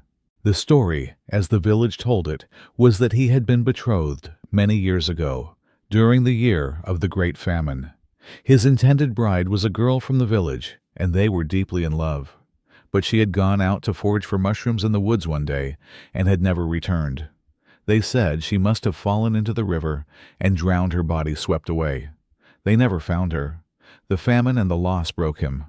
He never looked at another woman. Instead, he simply refused to believe she was gone. To him, she was not a memory. She was a presence, a ghost who shared his small cottage, a silent companion who sat with him for every meal. His nightly ritual was not an act of insanity. It was an act of profound, unyielding faithfulness. He was keeping a space for her, keeping her alive in a world that had written her off as dead. He told her about his day, the tree he had chopped, the leak in the roof he had fixed. He was simply continuing their life together, a life that had been interrupted but not in his mind ended. One winter morning, a neighbor noticed that there was no smoke coming from his chimney. The cottage door, usually barred, was slightly ajar, swinging in the wind. The neighbor peered inside. The cottage was empty. The table was still set for 2. The bowls of soup from the night before were untouched, now frozen solid. The man was gone. There was no sign of a struggle, no tracks in the snow leading away. It was as if he had simply vanished into thin air. But on the rough wooden wall, scrawled in a piece of charcoal from the cold hearth, was a final message. It read, "Finally," she answered, "there are loves that last a lifetime, without ever needing a response." The scaffold was a permanent feature in the town square, a stark and constant reminder of justice, or what passed for it. On this day, it was set to claim 2 souls. The first was a man, a known horse thief, a common criminal whose fate surprised no one. The second was a girl, barely a woman, whose crime was more subtle and to many more confusing. The charge was abetting a fugitive, but the whispers said she had helped the man she loved escape a marriage his family had arranged. In the eyes of the law, her crime was just as severe. They were strangers to each other, a common thief, and a girl who had loved too fiercely, their only connection, this shared grim appointment with the hangman. A crowd had gathered, as they always did. The mood was a mixture of morbid curiosity and grim satisfaction. The priest was intoning the final prayers, his voice a low drone against the restless murmur of the crowd. The 2 prisoners stood on the platform, their hands bound, their faces pale in the harsh light. They were given a final moment to make their peace with God. The horse thief, a man who had lived a hard life, simply spat on the ground. The girl closed her eyes, a single tear tracing a path through the grime on her cheek. And then something unexpected happened.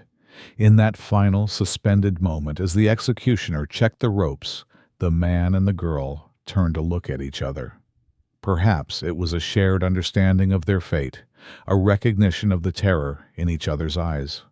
Perhaps it was just a final human instinct to not want to die alone. No one knows, but in that look, something passed between them, a silent acknowledgement, an offering of comfort. He gave her a small, sad, almost imperceptible nod, and she, in return, gave him the faintest of smiles. Then he leaned in, and she met him halfway. Under the shadow of the gallows, before the silent crowd and the waiting hangman, they shared a kiss. It was not a kiss of passion or of romance. It was slow, gentle, and chaste. It was a kiss of profound and simple humanity, a quiet act of defiance that said, "We are here. We are human. We will not die alone." The crowd, which had been restless and noisy, fell completely silent. The spectacle of justice they had come to see had been interrupted by an act of grace so unexpected, so pure, that it shamed them. For that one long second, the two on the scaffold were not criminals. They were just a man and a woman offering each other the only comfort they had left. The executioner for a moment looked away. Then the moment passed. The ropes were tightened, and the world went on. Their names were forgotten. But the story of their final act was not. From that day on, the locals no longer called that spot the gallows. They called it the corner of the final kiss. And sometimes, love only needs a second to become eternal. Her crime was love. Not a scandalous affair with a married man, but a quiet, heartfelt love for a boy her family deemed unsuitable. He was a stonemason's son. She was the daughter of a wealthy cloth merchant. In her parents' eyes, the gap between their stations was a chasm that could not be crossed. When she refused to renounce him, when she refused the proper marriage they had arranged for her, they decided on a different kind of cure. They would not beat her. They would simply erase her. Her world shrank to the size of a single room in the attic of their large house. It was a prison of silence and dust. The door was locked from the outside. Her food, a simple tray of bread and water, was passed to her through a small slot at the bottom of the door, once a day, without a word. She was a ghost in her own home, her laughter and footsteps no longer part of the household's rhythm. Her family spoke of her as if she were away for her health. Her only connection to the outside world was a small, grimy window set high in the eaves overlooking the rooftops of the town. This window became her everything. She watched the sun rise and set. She learned the patterns of the clouds, the flight paths of the birds. The sky was her only companion, her only calendar. Days bled into weeks, weeks into months. Hope, a stubborn, foolish thing, began to wither. She was forgotten. Then, one windy afternoon, something new appeared in her small patch of sky. A splash of color. A kite, a simple thing of paper and wood dancing wildly on the currents of the wind. It dipped and soared, and then, as if guided by an unseen hand, it dove, catching its tail on the tiles of the roof just outside her window, where it snagged and stuck fast. Attached to the tail was a small piece of rolled-up paper. Her fingers trembled as she struggled to open the window latch, her nails chipping on the rusted iron. She reached out, stretching as far as she could, and her fingertips brushed against the paper. She managed to pull it free. She unrolled it. The handwriting was his. There were only 6 words. "I know you are still alive." She sank to the floor, clutching the small note, and for the first time in months she wept. Not tears of sorrow, but tears of overwhelming relief. She was not forgotten. He knew. The next week, another kite appeared, this one a different color. It did not get stuck, but it flew over the house for a long time before disappearing. And so a new ritual began. Every week, a kite would fly over the house, a silent, colorful message of remembrance. No one came to rescue her. The door remained locked. But she was no longer in despair. She could survive the silence. She could survive the dust. And sometimes, all a person needs is to know they have not been forgotten. The wedding was a hurried, hushed affair, thick with shame and desperation. The bride was pregnant. That much was obvious to anyone who looked at her. But who the father was, that was a secret she kept locked behind a stony silence. She would not say his name. Her refusal was an act of defiance that terrified her family. An unmarried daughter with a child on the way was a disgrace that could ruin their standing in the village forever. So they scrambled for a solution, a way to paper over the scandal. The solution was a man, a local blacksmith, a widower, twice her age, whose own children were nearly grown. He was a man in need of a wife to keep his home, and he was willing for the price of a significant dowry to overlook the circumstances and give the child his name. The deal was struck. The wedding was set. The goal was simple: get her married before the baby arrived, before the whispers turned into open accusations. The bride herself seemed to go along with it, her face a pale, impassive mask, her eyes vacant. She stood through the ceremony, her hand limp in the blacksmith's large calloused one. She spoke the vows when prompted, her voice barely audible. Her family breathed a collective sigh of relief. The crisis was averted, the shame was contained. That night, a small, joyless feast was held. The bride ate little and spoke not at all. When it was over, her new husband, smelling of ale, led her to their new home. The next morning, the blacksmith awoke to an empty bed. She was gone. She had not taken the new clothes her family had given her. She had not taken any food or money. She had simply vanished into the night, leaving nothing behind but the imprint of her head on the pillow. A search was organized, but it was half-hearted. Perhaps the blacksmith was relieved. Perhaps her family was too. The problem had, in a way, solved itself. They told the village she had run off, that she was unstable, her mind affected by her condition. The scandal was buried, and she was forgotten. Years passed. Her story became a cautionary tale told to young girls. But then a different story emerged. A whisper from a woodsman who ventured deep into the northern forests. He spoke of a woman he had stumbled upon, a woman who lived alone in a small, well-kept cabin, a woman with a quiet dignity and eyes that held no fear. He said she was not entirely alone. Living with her was a strong, healthy son, and on the wall of her small cabin he had seen a charcoal drawing of a newborn baby, and beneath it, a single fierce line of text: "You are still my own." She had not run away from her child. She had run with her child, choosing a life of hardship and solitude over a life built on a life where her son would belong to another man. Because sometimes leaving isn't running away, it's surviving. Chakchan Roy, Chungta se tieptuk voy, nung kauchuyen vitin yuduok trabang suduok gi no bang mui huang vabi gian duan boy lua. The marketplace was a chaotic symphony of life. The shouts of vendors, the haggling of customers, the squawk of chickens, the smell of spices and unwashed bodies, it was the vibrant beating heart of the town. He was at the very bottom of this world, a boy who shined shoes for a few pennies, a pair his hands perpetually stained with wax and dye. She was a step above the daughter of the tavern keeper, a girl who spent her days pouring ale and wiping down sticky tables. From his low vantage point on the muddy street, he would watch her, a flash of brightness in his grimy world.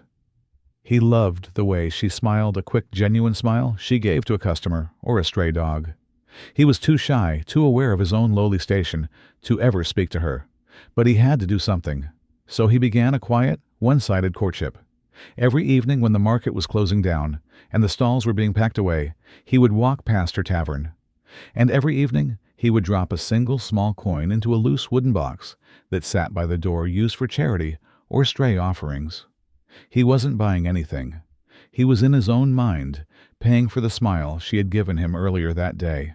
It was a secret transaction, a way of telling her without words that she had value, that she was seen.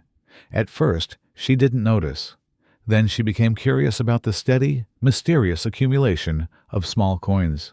She never took them, but she didn't stop him either.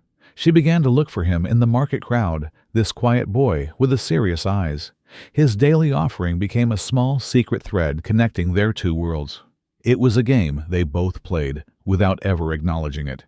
She would make a point to smile in his direction, and he would faithfully make his payment later that day. It was a silent, gentle rhythm. Then one day, there was no coin in the box, and not the day after either. And it was in its absence that she realized, with a sudden sharp pang in her chest, that she had been waiting for it.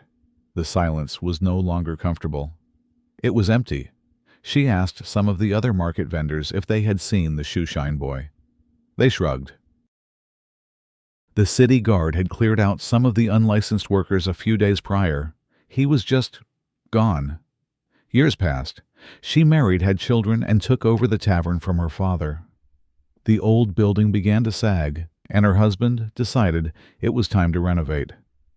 As they were tearing down a section of the front wall, they found it, a small wooden box wedged between the stone and plaster, hidden away. Inside it was full of old tarnished coins, a small fortune accumulated over years. And at the bottom, on a scrap of faded parchment, a short message written in a simple, unpracticed hand. It said, "Thank you for the smile. Not everyone gets a complete love story, but sometimes just seeing the other person every day is enough." Her life was a cycle of water and work. She was a laundress for the local monastery, a job of endless back-breaking labor. Her hands were always red and raw from the harsh lye soap and the cold water. Her world smelled perpetually of damp linen wood smoke and the clean, astringent scent of her trade. She would spend her days in the monastery courtyard, scrubbing, rinsing, and hanging endless rows of white habits and altar cloths. And it was in this courtyard that she met him. He was one of the horsekeepers, a young man with quiet eyes and a gentle way with the large, powerful animals. He was as low on the social ladder as she was. Their worlds, both confined to the service of the monastery, overlapped in this open working space. They never spoke of anything personal. Their conversations were brief, practical exchanges. A nod in the morning, a shared piece of dry bread during a short break, a word of thanks when he helped her lift a heavy basket of wet laundry. Theirs was a friendship born of shared labor and mutual, unspoken sympathy for their hard lives. But in these small interactions, a quiet affection grew. One day he gave her a gift. It was not a flower or a ribbon. It was a small, crudely cut bar of soap. But it was not the harsh lye soap she used on the monastery's linens. It was different. It was a finer soap, scented with mint. For him, it was a small luxury. For her, it was an unimaginable treasure. It was a gift that was personal, intimate. It was meant just for her. She never used it to wash. Instead, she kept it wrapped in a small piece of cloth tucked away in her bodice. It became her secret.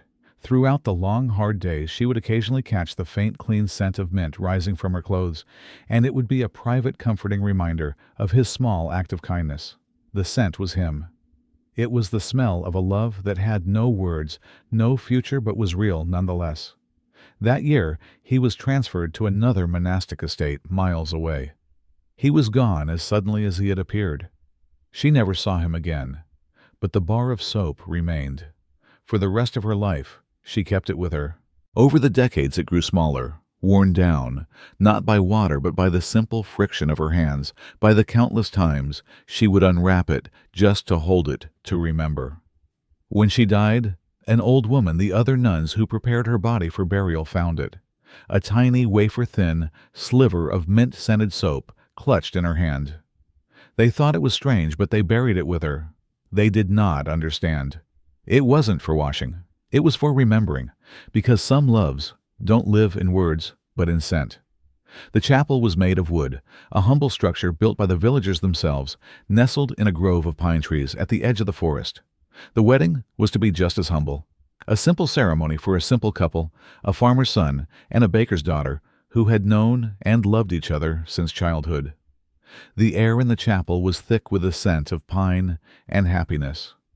It was a dry autumn, and the world outside was brittle and golden. They stood before the old priest. Their hands joined their faces, glowing in the soft light filtering through the small windows. They were surrounded by their families and friends, a small congregation of people who had watched them grow up. The priest cleared his throat and began the ancient, familiar words of the marriage rite. He reached the part about the vows. "Do you—" He began, his voice echoing in the quiet chapel. "Take this woman." He never finished the sentence. A shout from outside shattered the holy silence. Then another. Smoke, thick and acrid, began to seep through the cracks in the wooden walls. The chapel's small kitchen where the wedding feast was being prepared had caught fire. In the dry conditions, the flames had exploded, engulfing the back of the building with terrifying speed. Panic erupted. The sacred moment was instantly forgotten, replaced by the primal, desperate instinct for survival. The small crowd surged towards the single door, coughing, their eyes streaming. In the chaos, the bride and groom were separated, pushed apart by the terrified mob. She made it outside her white dress, now smudged with soot, her lungs burning. She turned, expecting to see him right behind her. But he wasn't there. She screamed his name, her voice lost in the roar of the fire and the shouts of the villagers. She tried to run back inside, back into the inferno, but strong hands held her back. The chapel burned to the ground in less than an hour, collapsing into a heap of glowing embers and black smoke. It was a funeral pyre for their wedding day. He was not among the survivors, who huddled together, watching in shock. For weeks she waited, a ghost in her own life, refusing to believe he was gone. Then one day he returned. A traveling merchant had found him wandering in the woods, miles away, dazed and confused. He had survived, but he was not the same. One side of his face was badly burned, a permanent puckered scar. He walked with a limp. The fire had marked him inside and out. They never tried to have another wedding. The moment had passed, consumed by the flames. The blessing had turned into a curse. But they were not separated. They lived together, a quiet, unmarried couple, a strange sight in their small village. Their bond was now forged not by vows, but by shared trauma. And every year, on the anniversary of the fire, they would sit together before their own small hearth, not speaking, just watching the flames dance. The fire had taken their wedding, but their love, scarred and silent, had survived. And there are loves that do not end with the ringing of bells, but with hot coals and silent scars. The promise was tied to the seasons, a simple, hopeful pledge made against the backdrop of falling autumn leaves. "I will return," he had said, his breath fogging in the crisp air before the first snow falls. He was a soldier, a traveler, a man whose life was a series of departures. But his promise felt solid, something she could hold on to. And so she began to wait. Her waiting was an active, loving preparation for his return. She spent her days knitting a thick woolen scarf, the deep blue color of his eyes, imagining it wrapped around his neck. She baked honey cakes and preserved summer fruits, picturing the moment she would share them with him by a warm fire. Every evening, as dusk began to bleed across the sky, she would place a single lit candle in the window of her small cottage. It was a beacon, a silent signal across the miles that said, "I am here. I am waiting for you." The first snowflakes began to fall one afternoon, soft and hesitant at first, then growing thicker, a swirling white curtain descending upon the world. Her heart gave a small, anxious flutter. He was late, but that was all. Just late. She kept the candle lit. She told herself the roads were bad, that his journey was longer than he had anticipated. The snow kept falling. It blanketed the fields, silenced the forest, and piled in great soft drifts against her door. Winter had arrived. Her vigil became more desperate. The hope that had been a warm hearth in her chest began to cool, leaving only embers of anxiety. She started talking to the wind, asking it if it had seen him on the roads. She would sit in the deepening silence of her cottage for hours, certain she had heard a footstep in the snow, a knock on the door, only to find nothing but the endless, indifferent white. The honey cakes grew stale. The scarf lay finished on a chair. The candle burned down, sputtered, and finally went out, leaving her in darkness. The winter, which she had once loved, now felt like a prison, its beauty a mockery of her vigil. And then, after an eternity, the world began to thaw. The snow melted, the river broke free of its ice, and the first green shoots of spring pushed their way through the damp earth. The village came alive with the relief and joy of a new season. But for the girl, the arrival of spring was the final, cruel confirmation of her loss. He had not come. The season of his promise was over. As the other villagers opened their homes to the fresh spring air, she quietly closed her door, shuttered her window, and did not open them again. The world had moved on to a new season, but her heart, it seemed, was still waiting for the snow. And not everyone knows. That time does not heal a person who is waiting. You knew on your wedding night. It wasn't one single terrible revelation. It was 100 small sharp cuts. It was in the way he would not meet your eyes, his gaze always seeming to slide past you, focusing on a point on the wall just over your shoulder. It was in the way he hesitated, before touching you, a barely perceptible flinch, as if your touch was not the one he was expecting.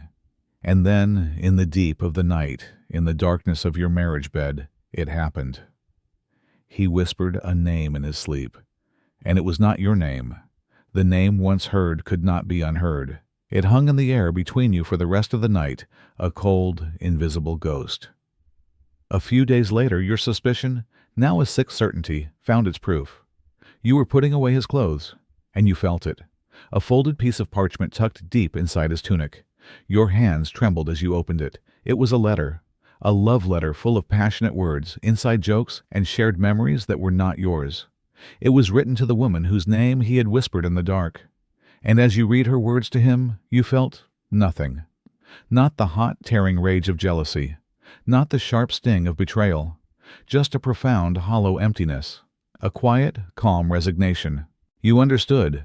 You were his wife, but his heart was a property already owned by another.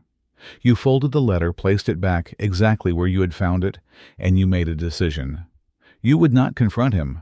You would not scream or cry or make a scene. You would simply endure. You became the perfect wife. You ran his household with quiet efficiency. His meals were always on time.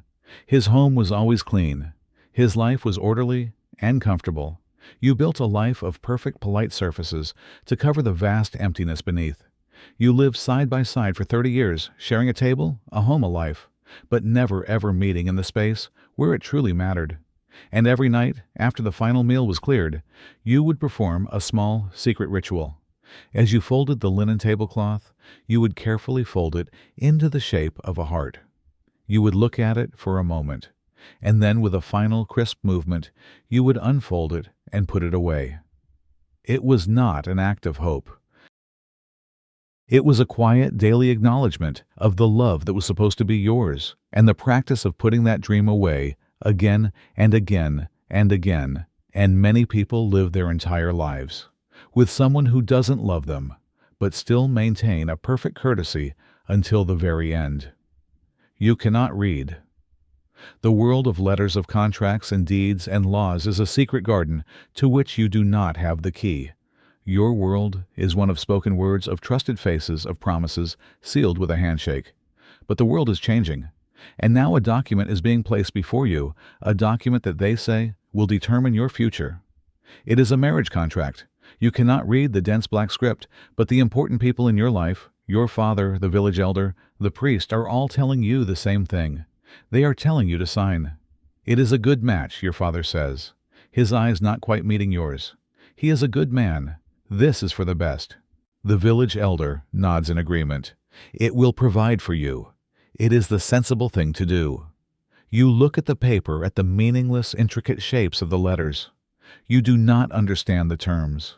You do not know the promises you are about to make. You only know the pressure of their expectant faces, the weight of their collective will.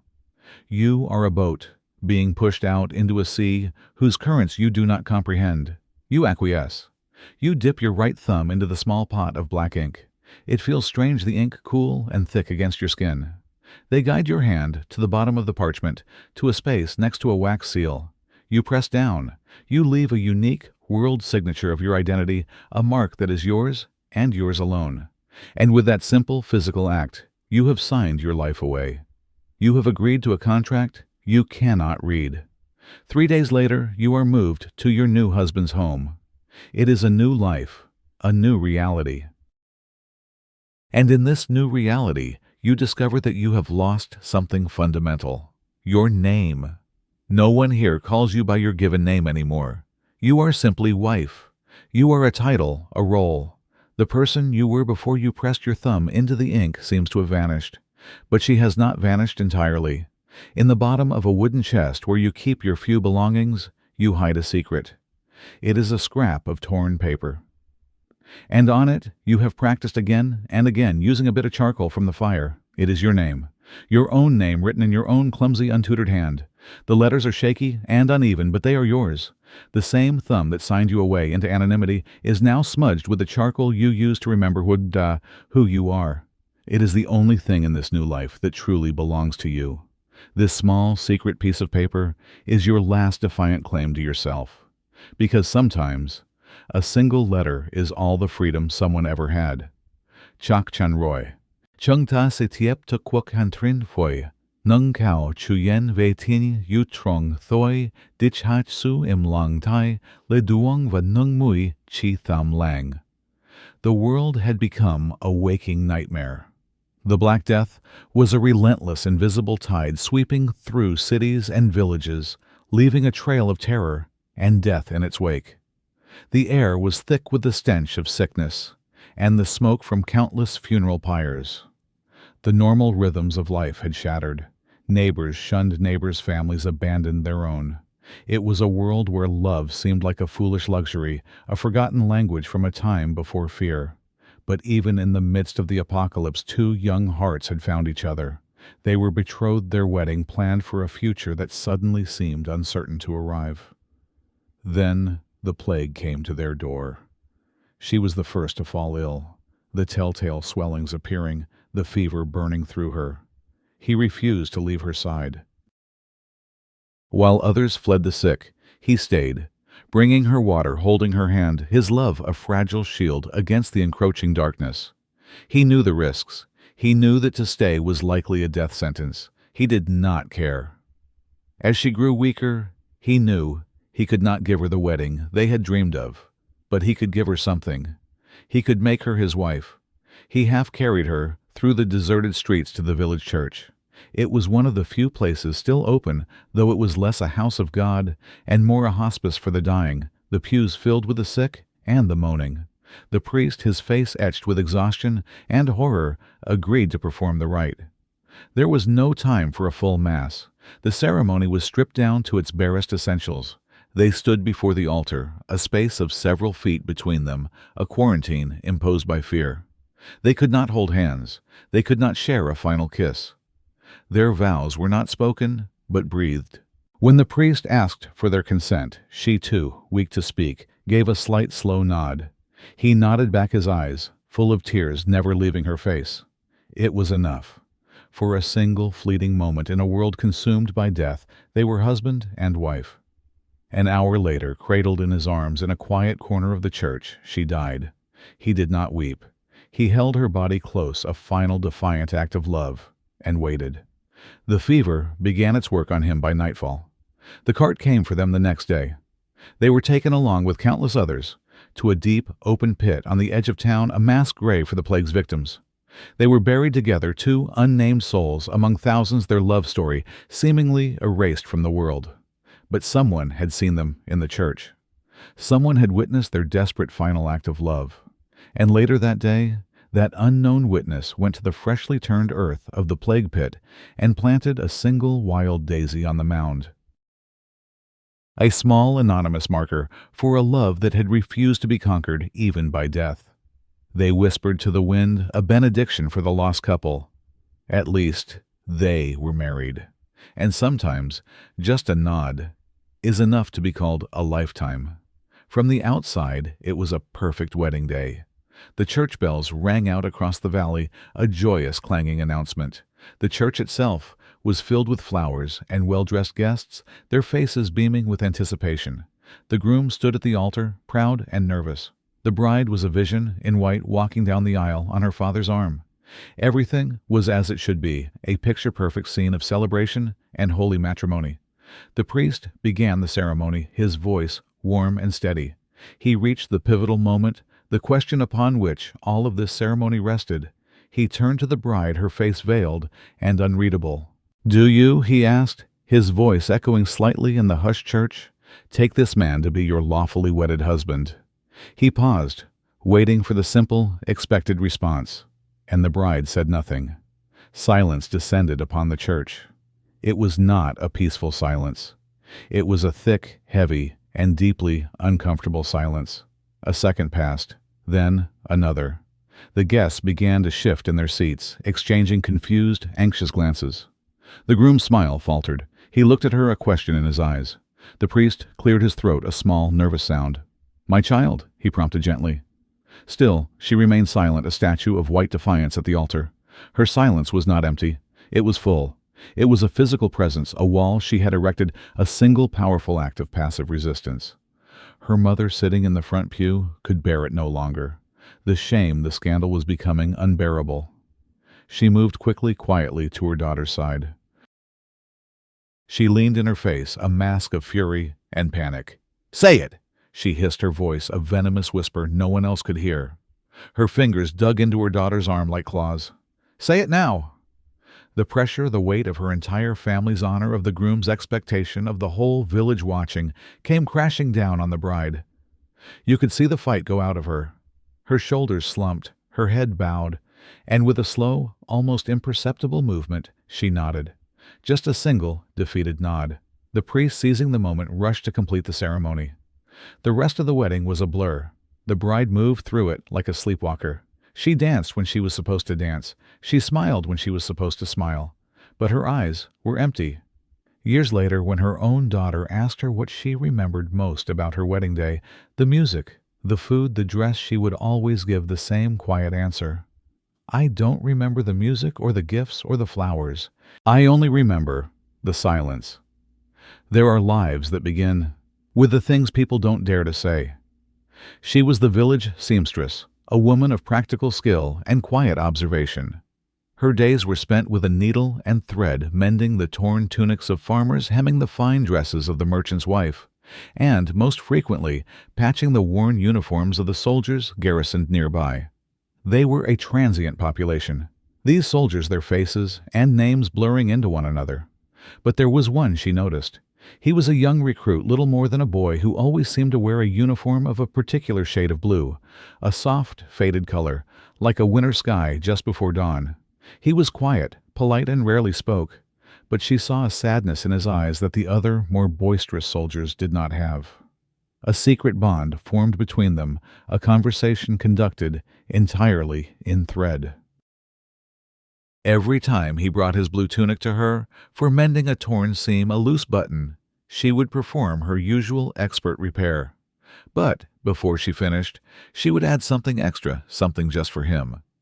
Hidden on the inside of a cuff, or along the seam of the collar, she would add a single tiny stitch in a thread of a different color. Sometimes red, sometimes gold. It was a mark no one else would ever see, a secret signature that said, "I see you. I was here." He never mentioned it, but she knew he had found it, because he kept coming back, his tunic showing the wear and tear of a soldier's life, and he would hand it to her with a look of quiet understanding. His silent return was his reply. Theirs was a love story told in cotton and linen, a clandestine correspondence of color and care. It was a fragile, secret thing, a tiny spot of beauty in a world of drab wool and military discipline. Then one day, he stopped coming. Weeks went by. New recruits arrived, but the boy in the faded blue uniform was not among them. There was no official news, no announcement. There never was for a common soldier. But she knew. In a world of war and sickness, a sudden absence was its own kind of message. That evening, she took a small spool of blue thread, the exact color of his uniform. She did not weep. Her grief was as quiet and practical as she was. She snipped off a length of the thread, held it to a candle flame, and watched it curl into a black, fragile ash. It was a small, private funeral, a final stitch in a story no one else had ever read. From that day forward, every garment she ever made for farmer or for lord had a single secret blue stitch, hidden somewhere deep within its seams. It was a quiet tribute, a promise to remember a boy whose name she may have never even known, a boy defined only by the color of a winter sky. Not every love needs a response. Sometimes just being created is enough. The great hall was alive with celebration. The wedding feast was a spectacle of wealth and influence, a testament to the power of the two families being united. Minstrels played lively tunes from a high gallery, servants bustled about, with platters of roasted meats, and carafes of wine, and the air was filled with the boisterous laughter of hundreds of guests.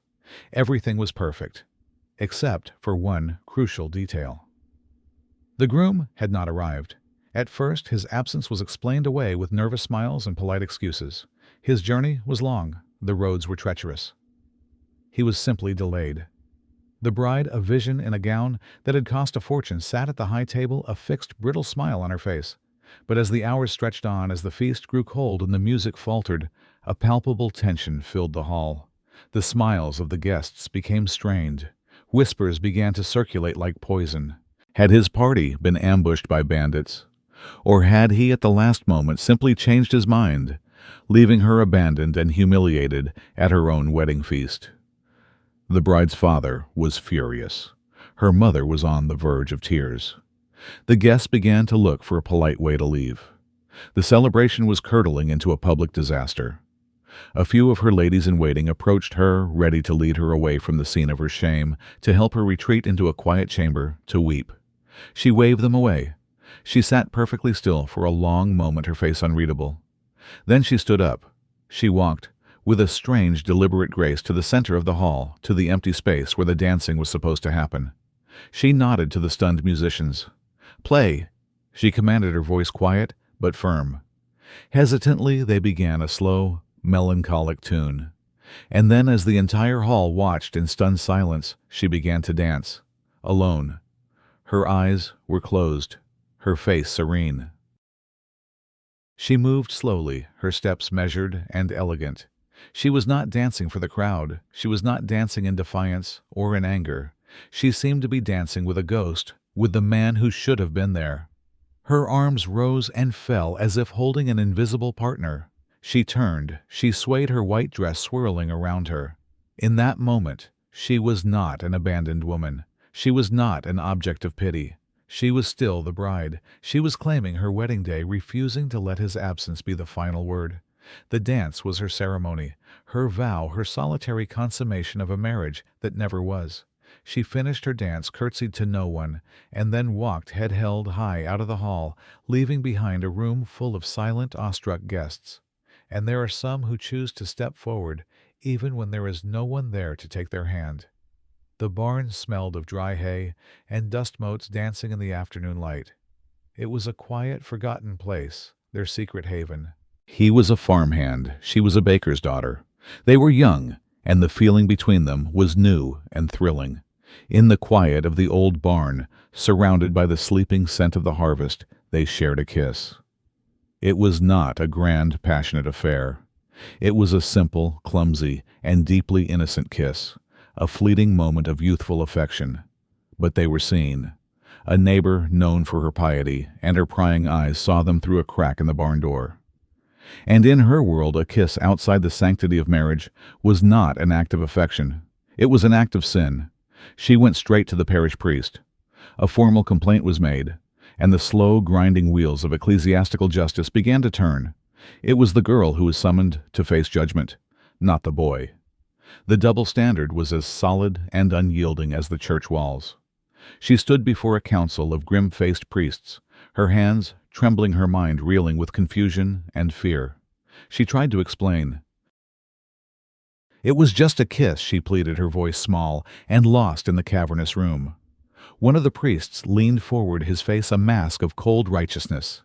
"Precisely," he said, his voice devoid of any warmth. "It was just a kiss.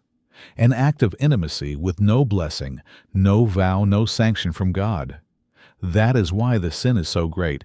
It is a theft of what belongs only within holy matrimony." Her simple, honest defense had become her condemnation. The sentence was not imprisonment, but public humiliation, a spiritual shaming designed to scar her soul. For 1 week she was to kneel on the cold stone floor before the church altar from sunup to sundown. She was forbidden from receiving communion. She was not to speak to anyone, and no one was to speak to her. She was made an island of shame in the center of her own community. She served her sentence, her knees aching, her heart numb. The punishment had its intended effect. She never kissed anyone again outside of marriage. But the reason was not what the priests had intended. It was not fear of God or fear of punishment that changed her. It was a profound, quiet sense of regret. As she grew older, she would sometimes think back to that day in the barn. And she would think with a sad, secret wisdom that if she had known the terrible price she would have to pay for that one simple kiss, she would have done it anyway. She just would have made it last longer. And sometimes what haunts a person is not the consequence, but not getting to have a second kiss. For 30 years they shared a bed, and for 30 years, every single night she slept with her back to him, facing the cold, blank wall. This was not the result of a passing argument, a temporary frostiness between a couple. It was a permanent condition, a silent nightly ritual that defined their entire life together. He was not a cruel man. He did not beat her. He provided for her. He was, by the standards of the time, a perfectly adequate husband. But he did not love her, and she, in turn, did not love him. Their marriage had been an arrangement, a sensible joining of two families, two properties. From the very first night, she felt the profound and unnerving strangeness of sharing the most intimate space in her life with a person who was in essence a stranger. There was no shared language of touch, no comfortable rhythm of breathing in the dark. There was only the awkward presence of another body in her bed, and so she turned away. Turning to face the wall became her refuge. It was a way of carving out a small, private territory in a shared space. It was a silent statement, a line drawn down the middle of the bed, a boundary he never questioned or tried to cross. Their life together took on this same quality. They were two people living parallel lives under one roof. They ate at the same table, the silence punctuated only by the scrape of spoons against bowls. They attended church together, two pillars of respectability.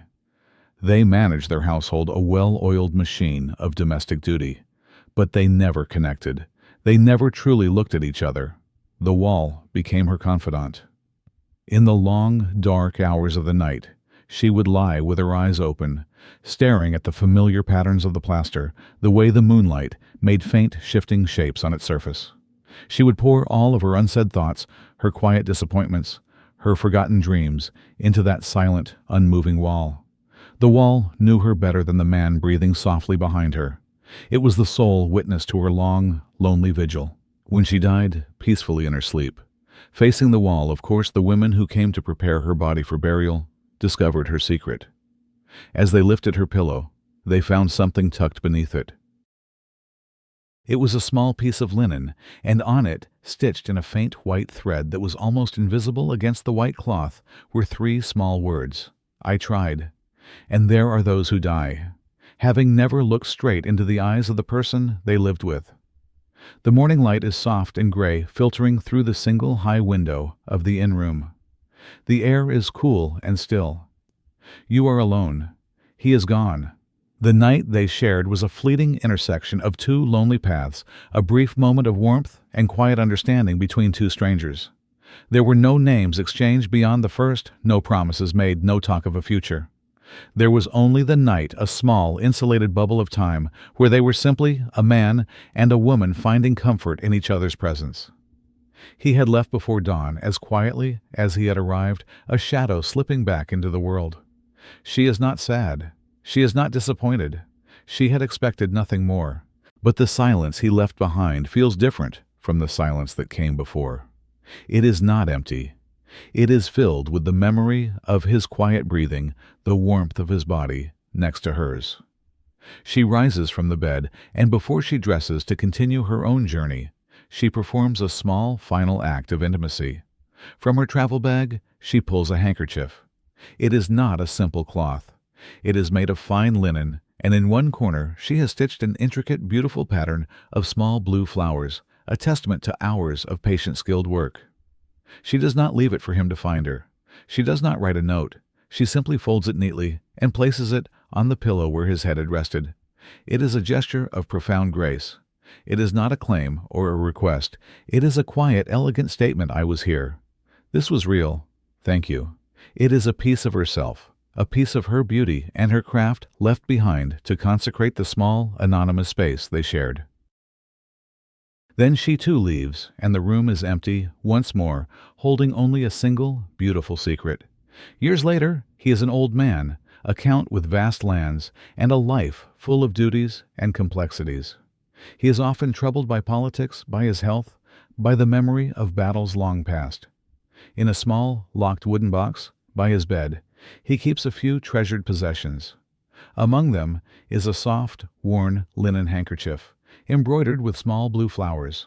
He never knew her name, never saw her again, But he kept her gift. On nights when he cannot sleep, when the world feels particularly cold and harsh, he will take it out. He does not hold it to reminisce about a night of passion. He holds it because he remembers the profound, uncomplicated peace of that one night. He remembers the feeling of sleeping soundly beside someone who asked for nothing, who simply offered a moment of quiet grace. The handkerchief is a talisman, a reminder that somewhere in his long life there had been a moment of pure, gentle, and unconditional comfort. And not every love needs a name. For some nights, silence is all that's needed. Their love was a known problem, a persistent thorn in the side of two families who had other plans. His family and hers were rivals, locked in a bitter dispute over a piece of land, a feud that had simmered for generations. But he and she had defied that feud, finding in each other not an enemy, but the only person who understood them. Their secret meetings were a dangerous act of treason against their own bloodlines. And now it was over. His family had lost the dispute. They were forced to leave to relocate to another part of the country, disgraced and defeated. The departure was to be swift and silent, done in the dead of night, to avoid the gloating eyes of their rivals. There would be no time for proper goodbyes, and certainly no permission for him to say goodbye to her. To be seen doing so would be a final, unforgivable insult. But she senses it, a feeling of dread, a premonition that the world is about to shift beneath her feet. She slips out of her house in the pre-dawn chill and runs to the low stone wall that marks the boundary between their lands, the place where they had so often met. And he is there, already waiting a shadow among shadows. They stand on opposite sides of the wall, the physical manifestation of the feud that has torn them apart. They cannot speak. A single word, if overheard, could lead to violence. They cannot touch. So they say goodbye with their eyes. In the long, silent moments that follow, they pour everything they cannot say into a single, desperate gaze. They speak of their love, their anger at the world, their heartbreak, their promises to never forget. It is a frantic, silent conversation, a lifetime of feeling crammed into a few stolen seconds. Tears stream down her face, but she makes no sound. Then he reaches down and breaks off a small branch from a wild thyme plant growing at the base of the wall. He looks at her one last time, and with a quick, decisive movement, he tosses it over the wall to her. She catches it. Her hand closes around the fragrant, woody stem. It is his final gift, a piece of the earth they shared, its wild, persistent scent, a final sensory memory. He gives her a single sharp nod, a gesture of finality, and then he turns and disappears into the darkness. She never sees him again. Their families forbid the mention of each other's names. Their love story is to be erased, pretended it never happened. But for the rest of her life, she keeps a small, dried sprig of thyme pressed between the pages of her prayer book. And sometimes she will open it, and the faint, ghostly scent will transport her back to a cold stone wall and to a goodbye that was never spoken, but was felt with every fiber of her being. Perhaps that is the most painful thing, not losing each other, but not being allowed to say a final goodbye. This is a story about a love that left almost no trace.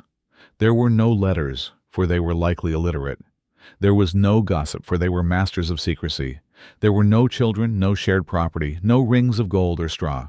Their love was so quiet, so deeply hidden, that when they died or were separated, the story should have died with them. It should have vanished completely, like breath on a cold day. But it did not.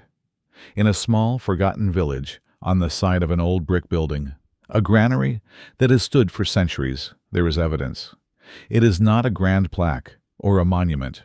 It is just two small, simple lines of text, scratched into the soft, weathered brick with a sharp stone. They are on opposite sides of a small window. One line reads, "I am still waiting." The other, directly across from it, reads, "I still believe." That is all. There are no names, no dates, no symbols. Just these two declarations of faith, facing each other across an empty space. Who were they? Were they lovers, separated by war, by family feud, by a sudden departure?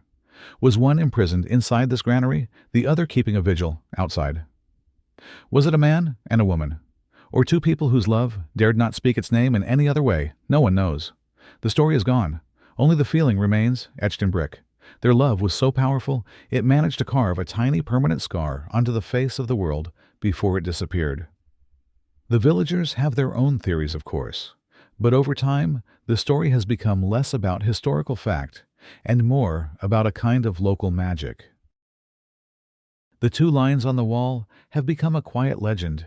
They say that if you go to the wall on the night of a full moon, when the world is quiet and the air is still, and you press your ear against the cold, rough brick, you can hear something. You can hear the wind as it moves through the cracks in the old building. And they swear, the old ones do, that the wind in that one specific spot whispers. They say it whispers two words over and over again, a faint sighing sound that is almost but not quite human. They say the wind whispers, "We never stopped." And there are loves that do not need an ending, because they never began with words. Her life had been emptied out. Her husband of only a few years was gone, taken by the sea. She had no children to fill the silence of her small cottage, and the modest dowry she once had was gone with him, leaving her with no prospects for another marriage. Her existence shrank, becoming a quiet, lonely routine of mending fishing nets for the local fleet and salting eggs to sell at the market. She was a ghost in her own life, a woman whose future had already been written, and it was a short, sad story. But every morning there was a small, predictable act of kindness. At the corner of the market stood the baker's stall. The baker was a quiet man, his hands always dusted with flour, his face kind. He never spoke much to her, but he saw her. He saw the deep sadness in her eyes and the weary set of her shoulders. And every morning when she passed his stall, he would have a small piece of bread set aside for her. It was never a full loaf, just a warm, crusty end piece still smelling of butter and the heat of the oven. A silent transaction developed between them. She would accept the bread with a grateful nod, and in return she would place a single salted egg on his counter. They never spoke. There was no haggling, no pleasantries about the weather. There was only the bread and the egg. It was a barter of sustenance, but it felt like more. It was a ritual of mutual acknowledgement, a quiet statement that said, "I see your struggle, and I appreciate your kindness." For her, that warm piece of bread was often the only warmth she felt all day. That year, a terrible drought struck. The crops failed, the fishermen struggled, and the market began to close down, earlier and earlier. One day the baker's stall was empty. He had moved on like so many others in search of a place, with more rain and more customers. She felt his absence like a physical blow. The small, reliable kindness that had punctuated her lonely days was gone. The autumn grew colder. One morning as she stepped out of her cottage, she saw something on her doorstep. It was a small package wrapped in cloth and tied with a piece of rough red twine. Her hands trembled as she opened it. Inside was a small, perfectly baked loaf of bread. It was no longer warm, but she knew instantly who it was from. A traveling merchant must have brought it. He had remembered her. He had gone out of his way to send this one final gift. She sat on her cold doorstep, holding the loaf of bread, and she cried. Not from sadness, but from a profound, overwhelming sense of gratitude. She had never held his hand. They had never shared a long look. But even in his absence, someone remembered her. Not everyone needs a passionate love affair. Some people just need a warm piece of bread on a cold morning.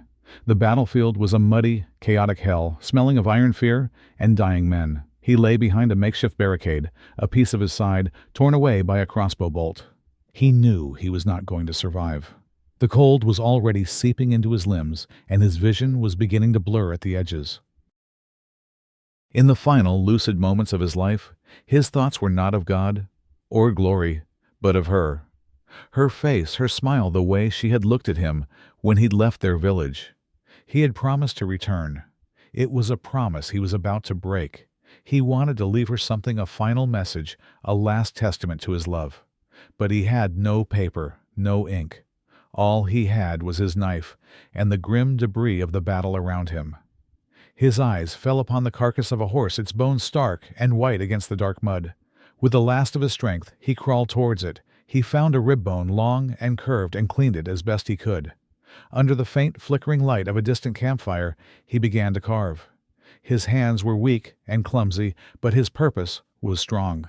He wasn't a craftsman, but he painstakingly, laboriously scratched her name into the surface of the bone.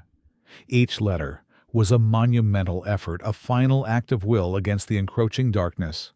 When he was done, he wrapped the bone in a piece of his leather tunic and pressed it into the hand of a fellow villager, a young boy who had miraculously survived the battle. "Take this home," he whispered, his voice a dry rasp. "Give it to her." And then, his promise fulfilled in the only way he had left, he died. The boy made it home. He delivered the strange, grim package to her. She took the leather bundle, her face calm. She unwrapped it and saw her name carved into the bone. She did not cry. She did not scream. She took the rib bone, this final raw message from the man she loved, and she placed it on the small ancestral altar in her home, amongst the images of saints and the relics of her family. It became her most sacred object. Every morning she would touch it, her fingers tracing the rough, carved letters of her name. It was a promise that had survived death. A promise not written on fragile paper, not whispered on the fleeting wind, but carved into the very skeleton of the world. A vow made on bone, a place where no words could ever be erased, because some loves only remain on the hardest parts of a person. Her punishment for refusing an arranged marriage was not a beating or a scolding. It was erasure. She was confined to a small, unused room in the attic, a space without a proper window, without a mirror, without anything to connect her to the world or to herself. She was fed, she was clothed, but she was utterly, completely alone, sentenced to a living death of sensory deprivation, her world reduced to four walls and the sounds of a distant, unattainable life filtering up through the floorboards. But the mind, when starved, will find a way to create. Every morning a single thin beam of sunlight would pierce the gloom through a crack in the roof, illuminating the thick layer of dust on an old wooden table. This dusty, sunlit square became her canvas. Her finger became her brush, and her memory became her muse. Every day she would draw in the dust. She would draw faces. Some days she would draw the face of the boy she had refused to forget, the one whose love had cost her her freedom. She would draw his smile, his eyes trying to capture him before the memory faded. Other days she would draw the faces of her family, her mother, her father, trying to remember if they had ever looked at her with kindness. Some days, when the loneliness was a physical ache, she would draw a face that was crying. On other days, she would draw one that was laughing, a desperate attempt to remember the feeling. Sometimes, all she could manage was a pair of eyes staring back at her from the dusty surface. It was a transient, heartbreaking art form. By the next morning, a new layer of dust would have settled, blurring yesterday's creation, giving her a fresh, blank slate. Her drawings only existed for a day, for a few hours, visible only to her in the single beam of light. She was creating a population of ghosts, companions made of memory and dust. One day the sunbeam no longer hit the table. The seasons had changed. Eventually, she too was gone from the room, her fate unknown. But the person who was finally sent to clean out the attic room years later would speak of a strange feeling in that space. It didn't feel empty. It felt watched, as if the room itself was saturated with memory, with the lingering presence of all the faces that had been born and had died on the dusty surface of the table. A life had been lived in that room, a life sustained not by food or water, but by memory and by a desperate love for faces that were no longer there. And sometimes, the only love we have is the love for what we imagine. He died before they could marry a swift sickness, stealing him away in the prime of his life. She was devastated, but her grief was complicated by the rules of others.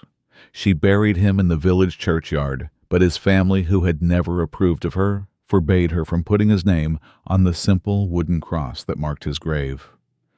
"You were not his wife," his mother had said, her voice cold and final. "You have no right to claim him in death." So he was buried under a blank marker, his identity officially erased, his final resting place anonymous.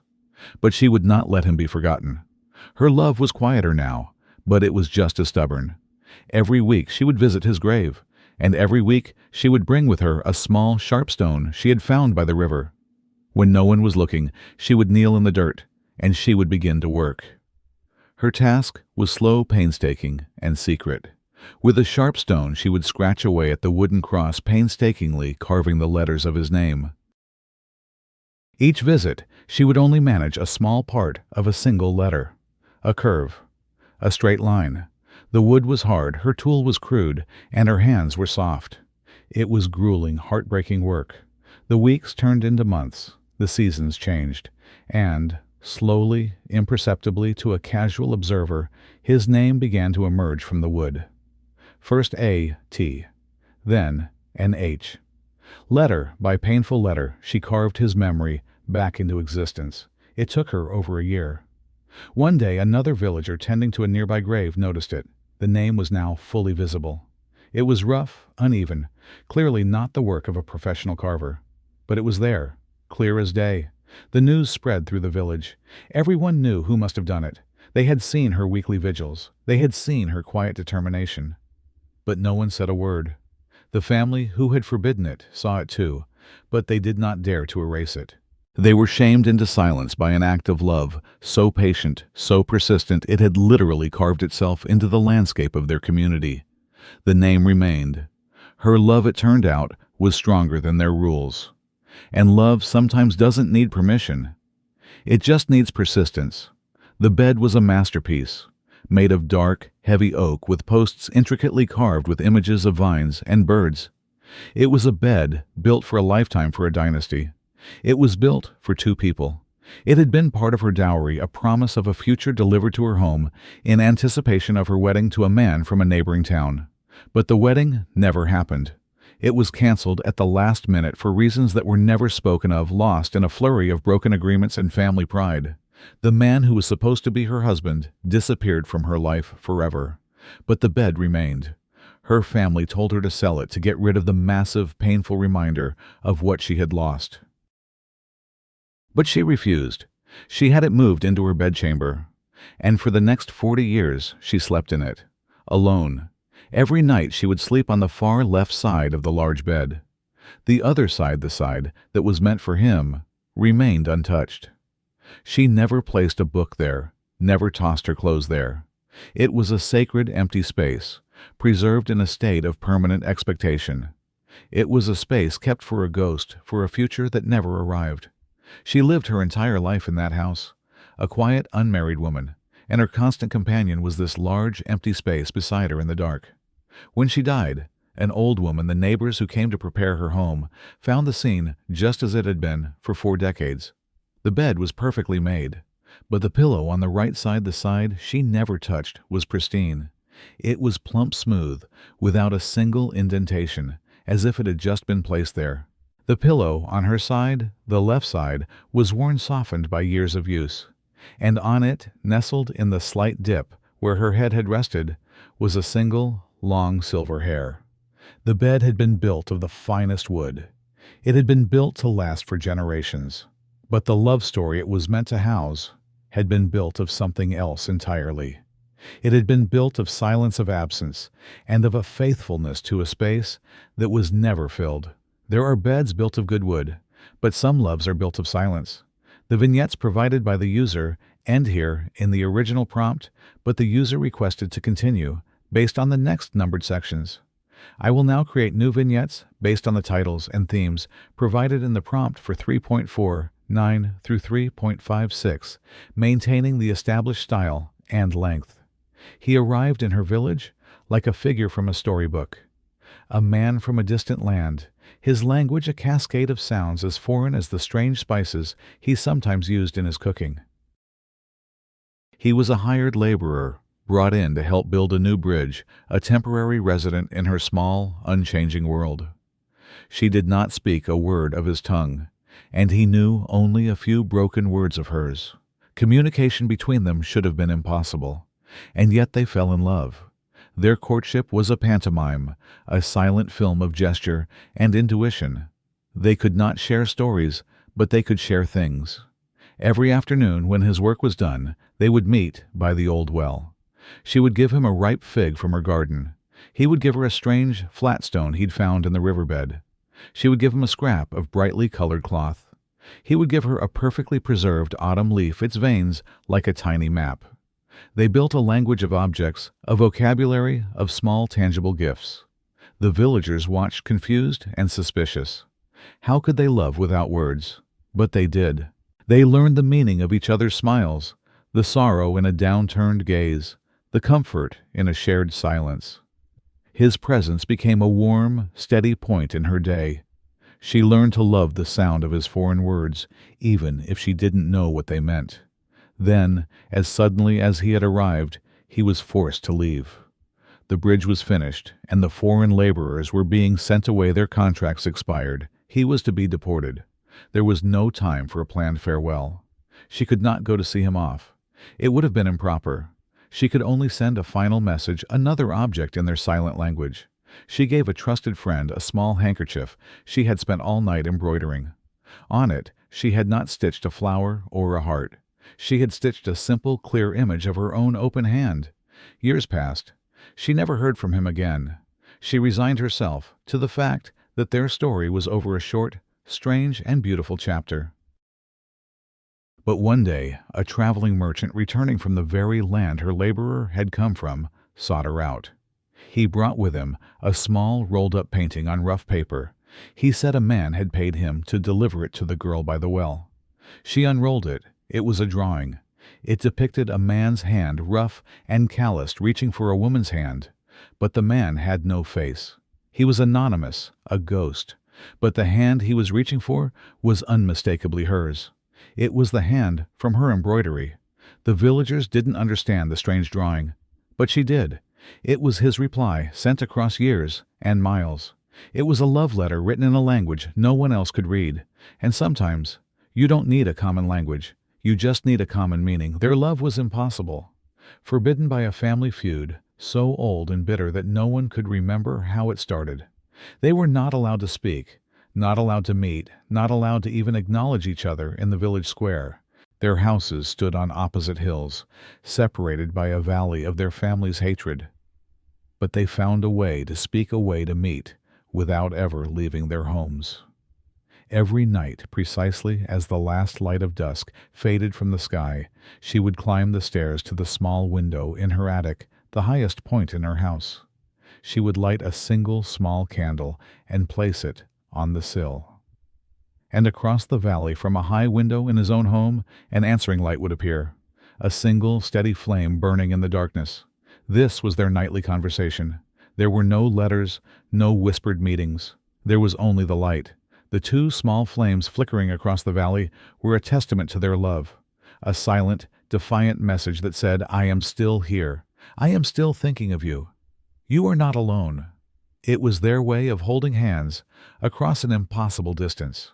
For months, this ritual sustained them, a secret constellation of two stars that only they understood. One night, a terrible storm rolled in with winds so strong they threatened to tear the roofs from the houses. She lit her candle as usual, her flame struggling against the drafts. But as she looked across the valley, her heart sank. The other hill was dark. There was no answering light. She told herself it was the wind, that he couldn't keep a flame lit in this storm. She lit her candle again the next night and the next, but the opposite hill remained stubbornly, terrifyingly dark. After the third night of solitude, she understood. Something had happened. And she stopped lighting her candle. But she did not forget. Every year on the anniversary of that terrible windy night, she would climb the stairs to the attic. She would light a single candle and place it in the window. She was no longer waiting for a response. She was performing an act of remembrance.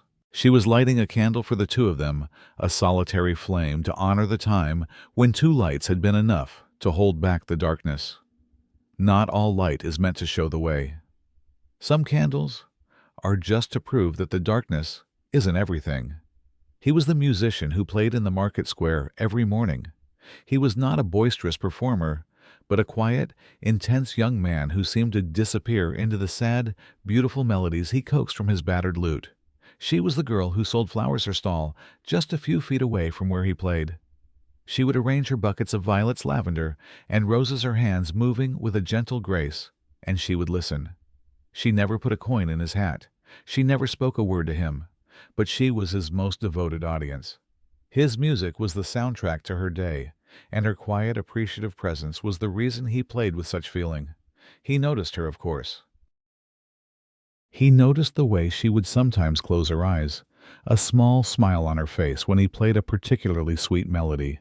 He noticed that she always had a small bunch of purple violets at the front of her stall. He began to think of her as the girl with the purple flowers. One week, inspired by her quiet beauty, he wrote a new piece of music. It was a simple, haunting tune, full of a sweet, unspoken longing. He wrote it down on a piece of sheet music, and at the top he gave it a title, For the Girl with the Violets. He planned to give it to her the next day, a bold move that took all of his courage to plan. But he never got the chance. That afternoon, the king's recruiters came through the village conscripting able-bodied young men for a new war in the north. He was taken. His lute and his few belongings, including the new piece of music, were left behind with the innkeeper. The innkeeper held on to the sheet music, but he had no idea who the girl with the violets was. The melody was never delivered. Years later, after the musician had died on some forgotten battlefield, a stone carver in the village, a distant cousin of the innkeeper, came across the piece of music. He was so moved by the beautiful, sad melody that he decided to carve the first few bars of it onto a new headstone he was making for an unmarked grave. One day, the flower seller, now a woman, was walking through the churchyard. She saw the new headstone and the strange musical notes carved into it. She hummed them under her breath, and she froze. It was a melody she had never heard, and yet somehow she knew it. It felt familiar. It felt like it was hers. She didn't know the story behind it. She didn't know it had a name, or that it had been written for her. But in her heart, she recognized it. She recognized herself in the music.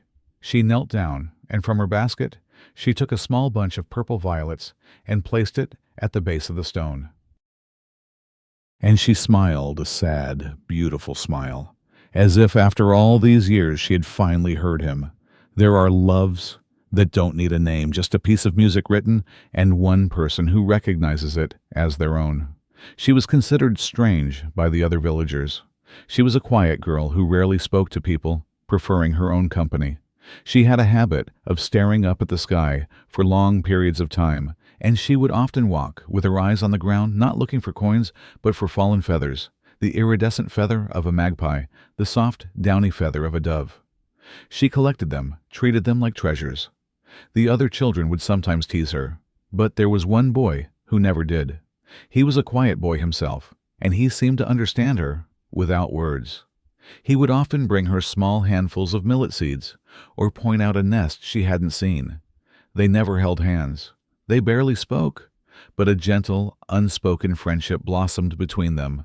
Every morning a small flock of sparrows would gather on the roof of her small cottage, a cheerful, chirping crowd. Then the boy was taken by a fever. It was swift and merciless. His death cast a shadow over her quiet world. But a strange thing happened. The sparrows kept coming. Every morning they would still gather on her roof, and it was then that she began to sing to them. It was not a song with words. It was a soft, melodic tune. A rambling, wordless lullaby she seemed to compose on the spot. She would sit outside her cottage, and she would sing to the birds, and they would chirp back, as if they were in conversation. The villagers thought her strangeness had finally tipped into madness. They heard her singing to birds, and shook their heads. But they were wrong. She was not mad. She was grieving. She was speaking. The boy had been the only human who had understood her silent language.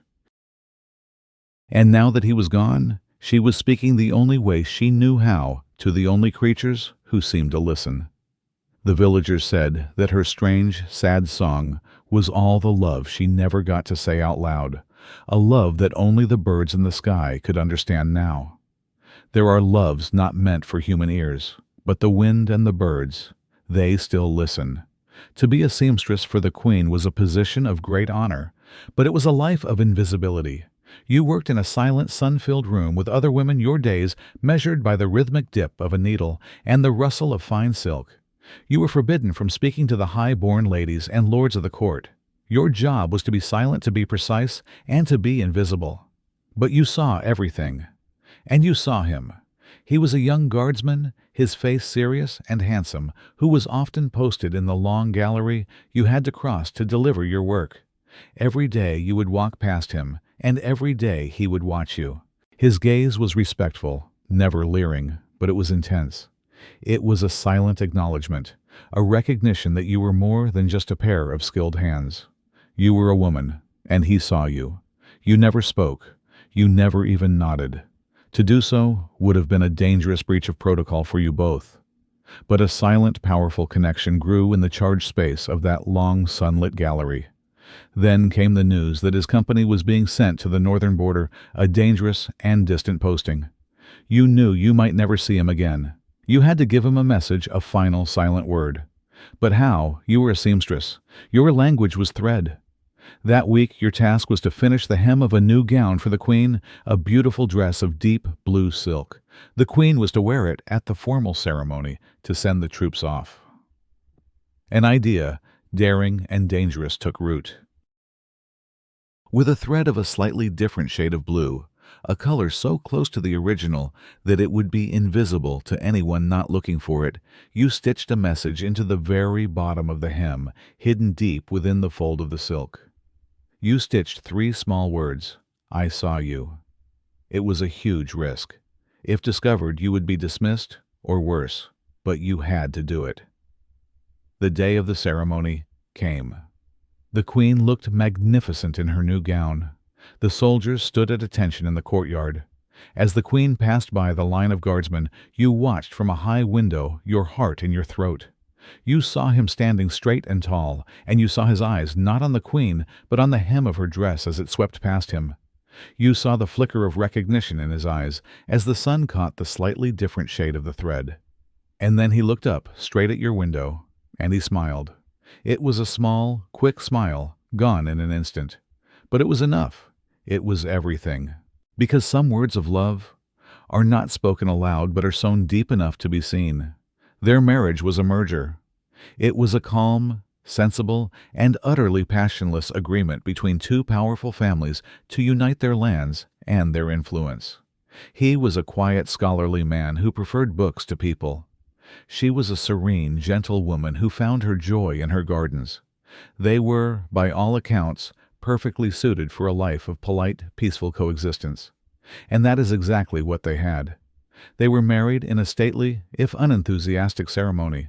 They moved into his large, quiet castle, and they began their life together, a life of perfect, courteous distance. She took the suite of rooms in the West Wing. He resided in the South. They would meet for meals in the Great Hall, their conversation always pleasant, always impersonal.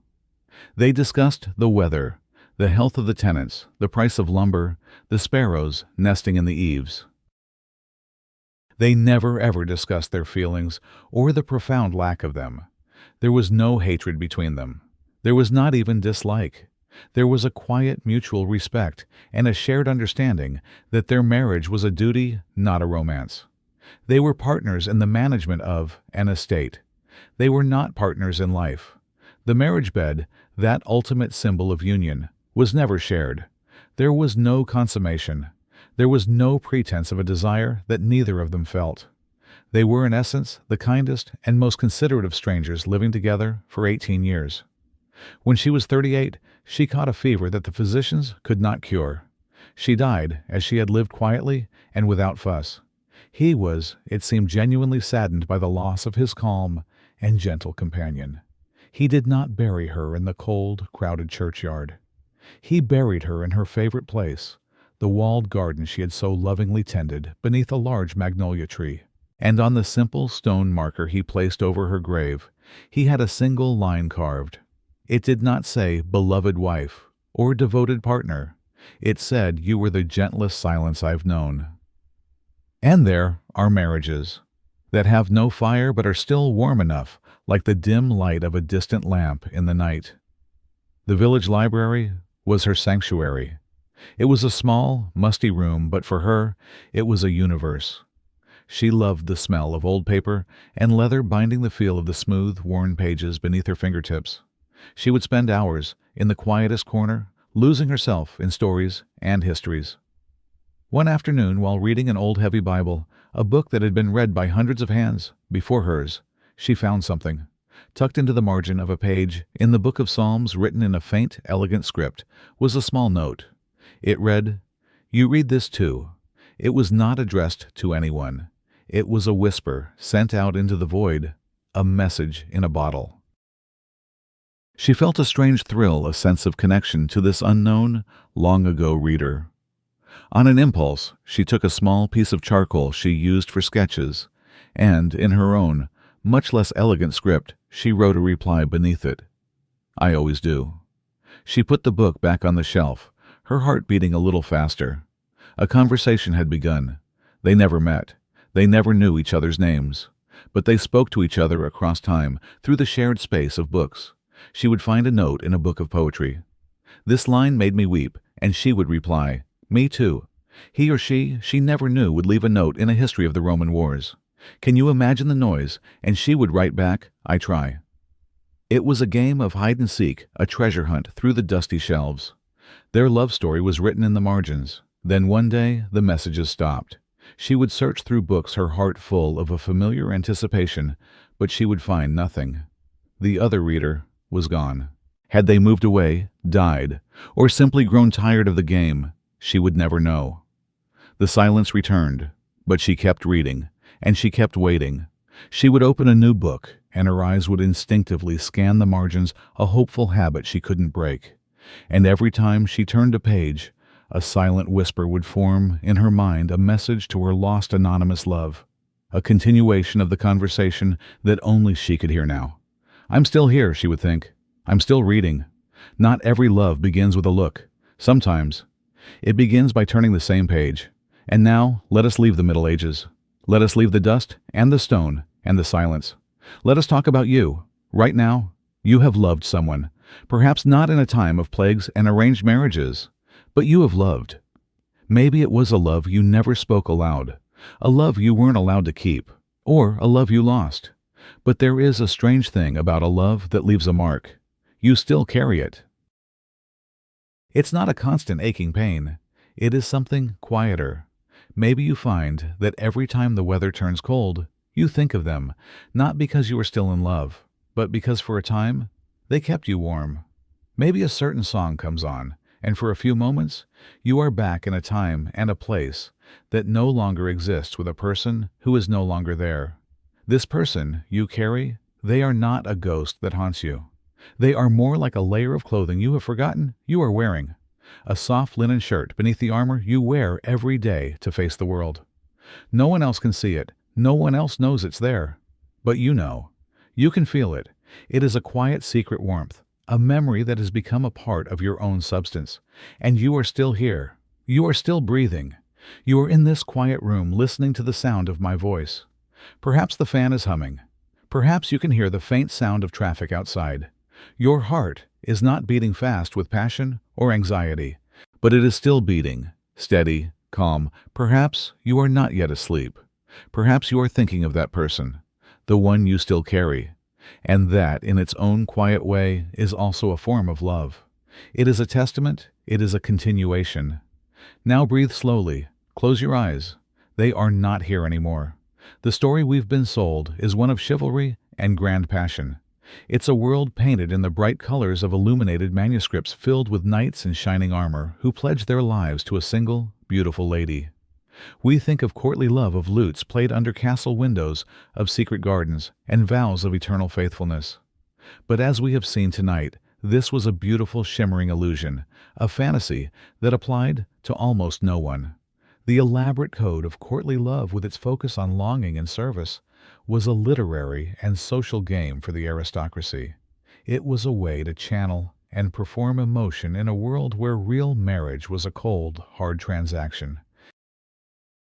For the vast majority, love wasn't a game, it was a liability. The romantic ideal bears no resemblance to the reality we have explored. There is no soaring poetry in being married off at 12 to a man who could be your grandfather. There is no chivalry in being tied to a stranger whose name you barely know, whose language you may not even speak. Where is the romance in a love so forbidden it must be communicated through a single stitch of colored thread? or a piece of bread left on a baker's stall. The reality was a world of forced choices and profound silence, a world where your heart was the last thing to be consulted. The stories we heard tonight, the burnt letters, the vows made on bone, the marriage contract sealed with an inked thumbprint, these are the real stories of love.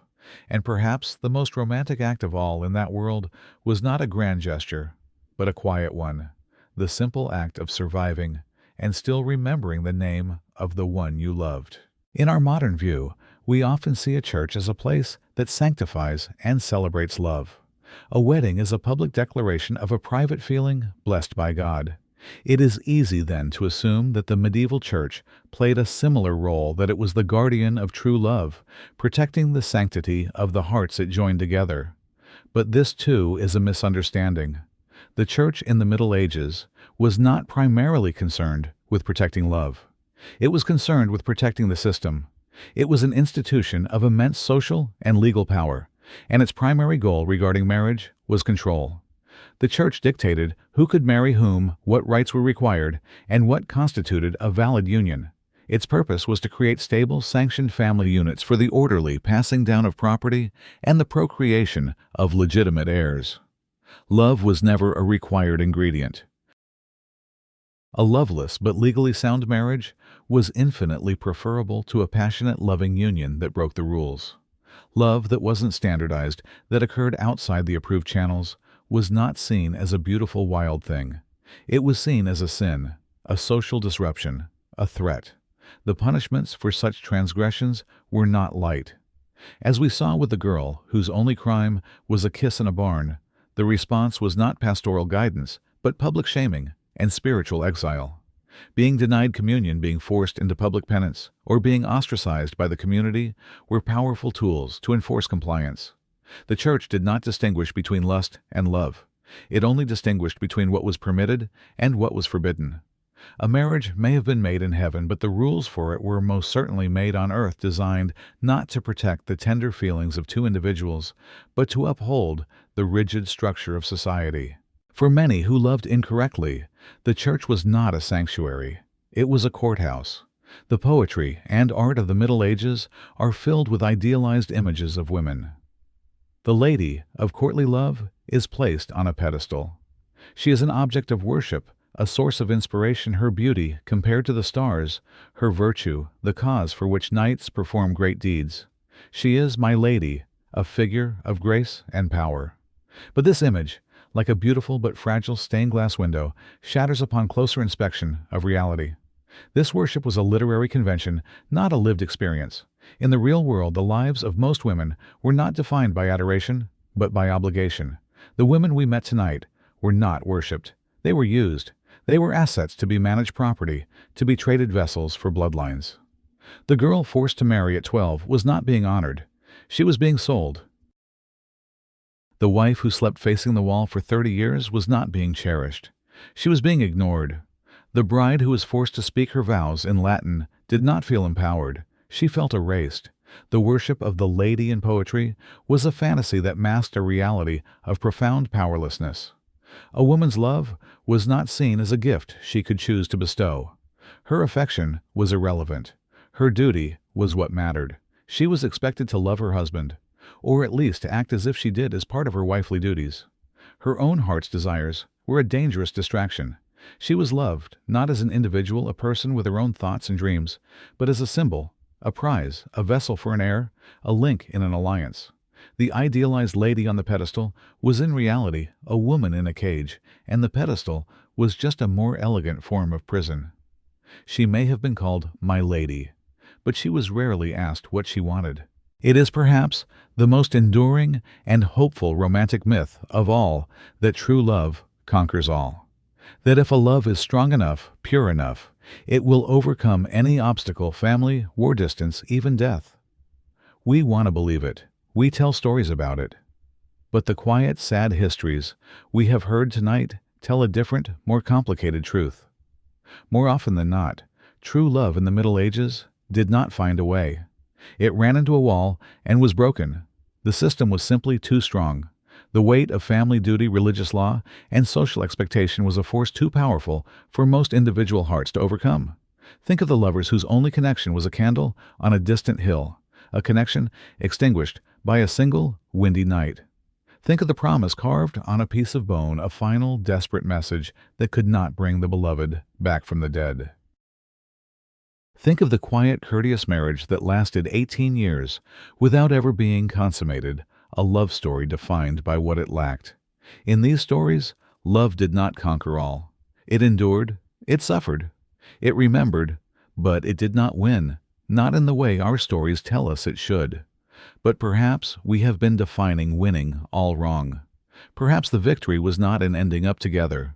Perhaps in a world that did everything to erase personal feeling, the victory was in feeling it all. Maybe finding a way did not mean a wedding and a happy ending. Maybe it meant finding a way to keep a memory alive for 40 years at a lonely bridge. Maybe it meant finding a way to communicate your love through a single secret stitch. Maybe the triumph was in the quiet, stubborn refusal to forget to let the love die even when the person was gone. In that sense, their love did not fail. It went underground. It became silent. It became a memory. But it did not stop.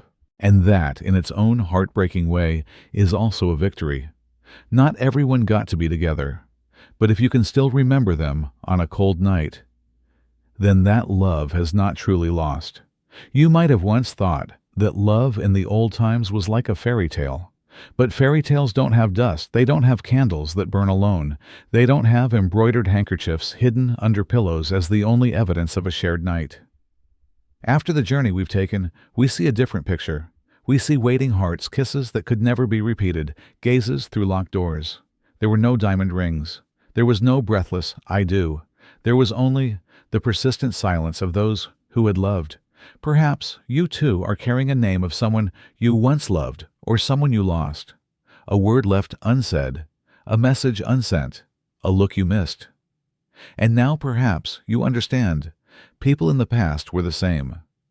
Love is not a new invention, and the pain of love that isn't new either. You are not alone in your feeling of incompleteness. Generations have felt it before you. You have traveled through hundreds of years, only to realize that the feeling of loss of silence of something unfinished is still the heaviest thing a human heart can carry. Let's have a fleeting thought. What if? Those rituals, those strange vows, those old habits. What if they worked, not because of magic, but because of belief? An amulet couldn't change the world, but it could help a person feel that they were still doing something. A vow made under a full moon held no legal power. But when you have no power, to choose the power to believe in something is its own kind of freedom. We don't have to be right. We just need to not feel helpless. You have just walked through 56 fragments of love, enough to fill a lifetime. So what now? You don't have to get married. You don't need an ending. You don't need to fix anything. You just need to remember and to understand. To understand that love is not always a story about two people. Sometimes it's a story about you and the darkness, a place where a name still lingers. No one else needs to know. No one else needs to understand. It is enough that you still know you once loved, and now you are lying in your room. There is no wedding. There are no bells. No letters being burned in the town square. There is only the dim light, the steady hum of the fan, and the blanket that is still warm. You are not being forced to marry. You do not need to speak your vows in Latin. You are free, and you are still breathing. You are no longer in the 13th century. You are not wearing a nameless wedding dress. You are not tapping on a wall, waiting for someone to hear. You are here, now, and you are allowed to sleep. Every story has now closed. Every candle has been extinguished. Every embroidered handkerchief is resting peacefully in a drawer of memory. There is nothing left to say. There is nothing left to remember. You are allowed to rest. You have walked through weddings without brides, embraces that never happened, and candles that burned alone. But you are not alone. You are here, warm, still breathing, and you are about to fall asleep. Sleep well.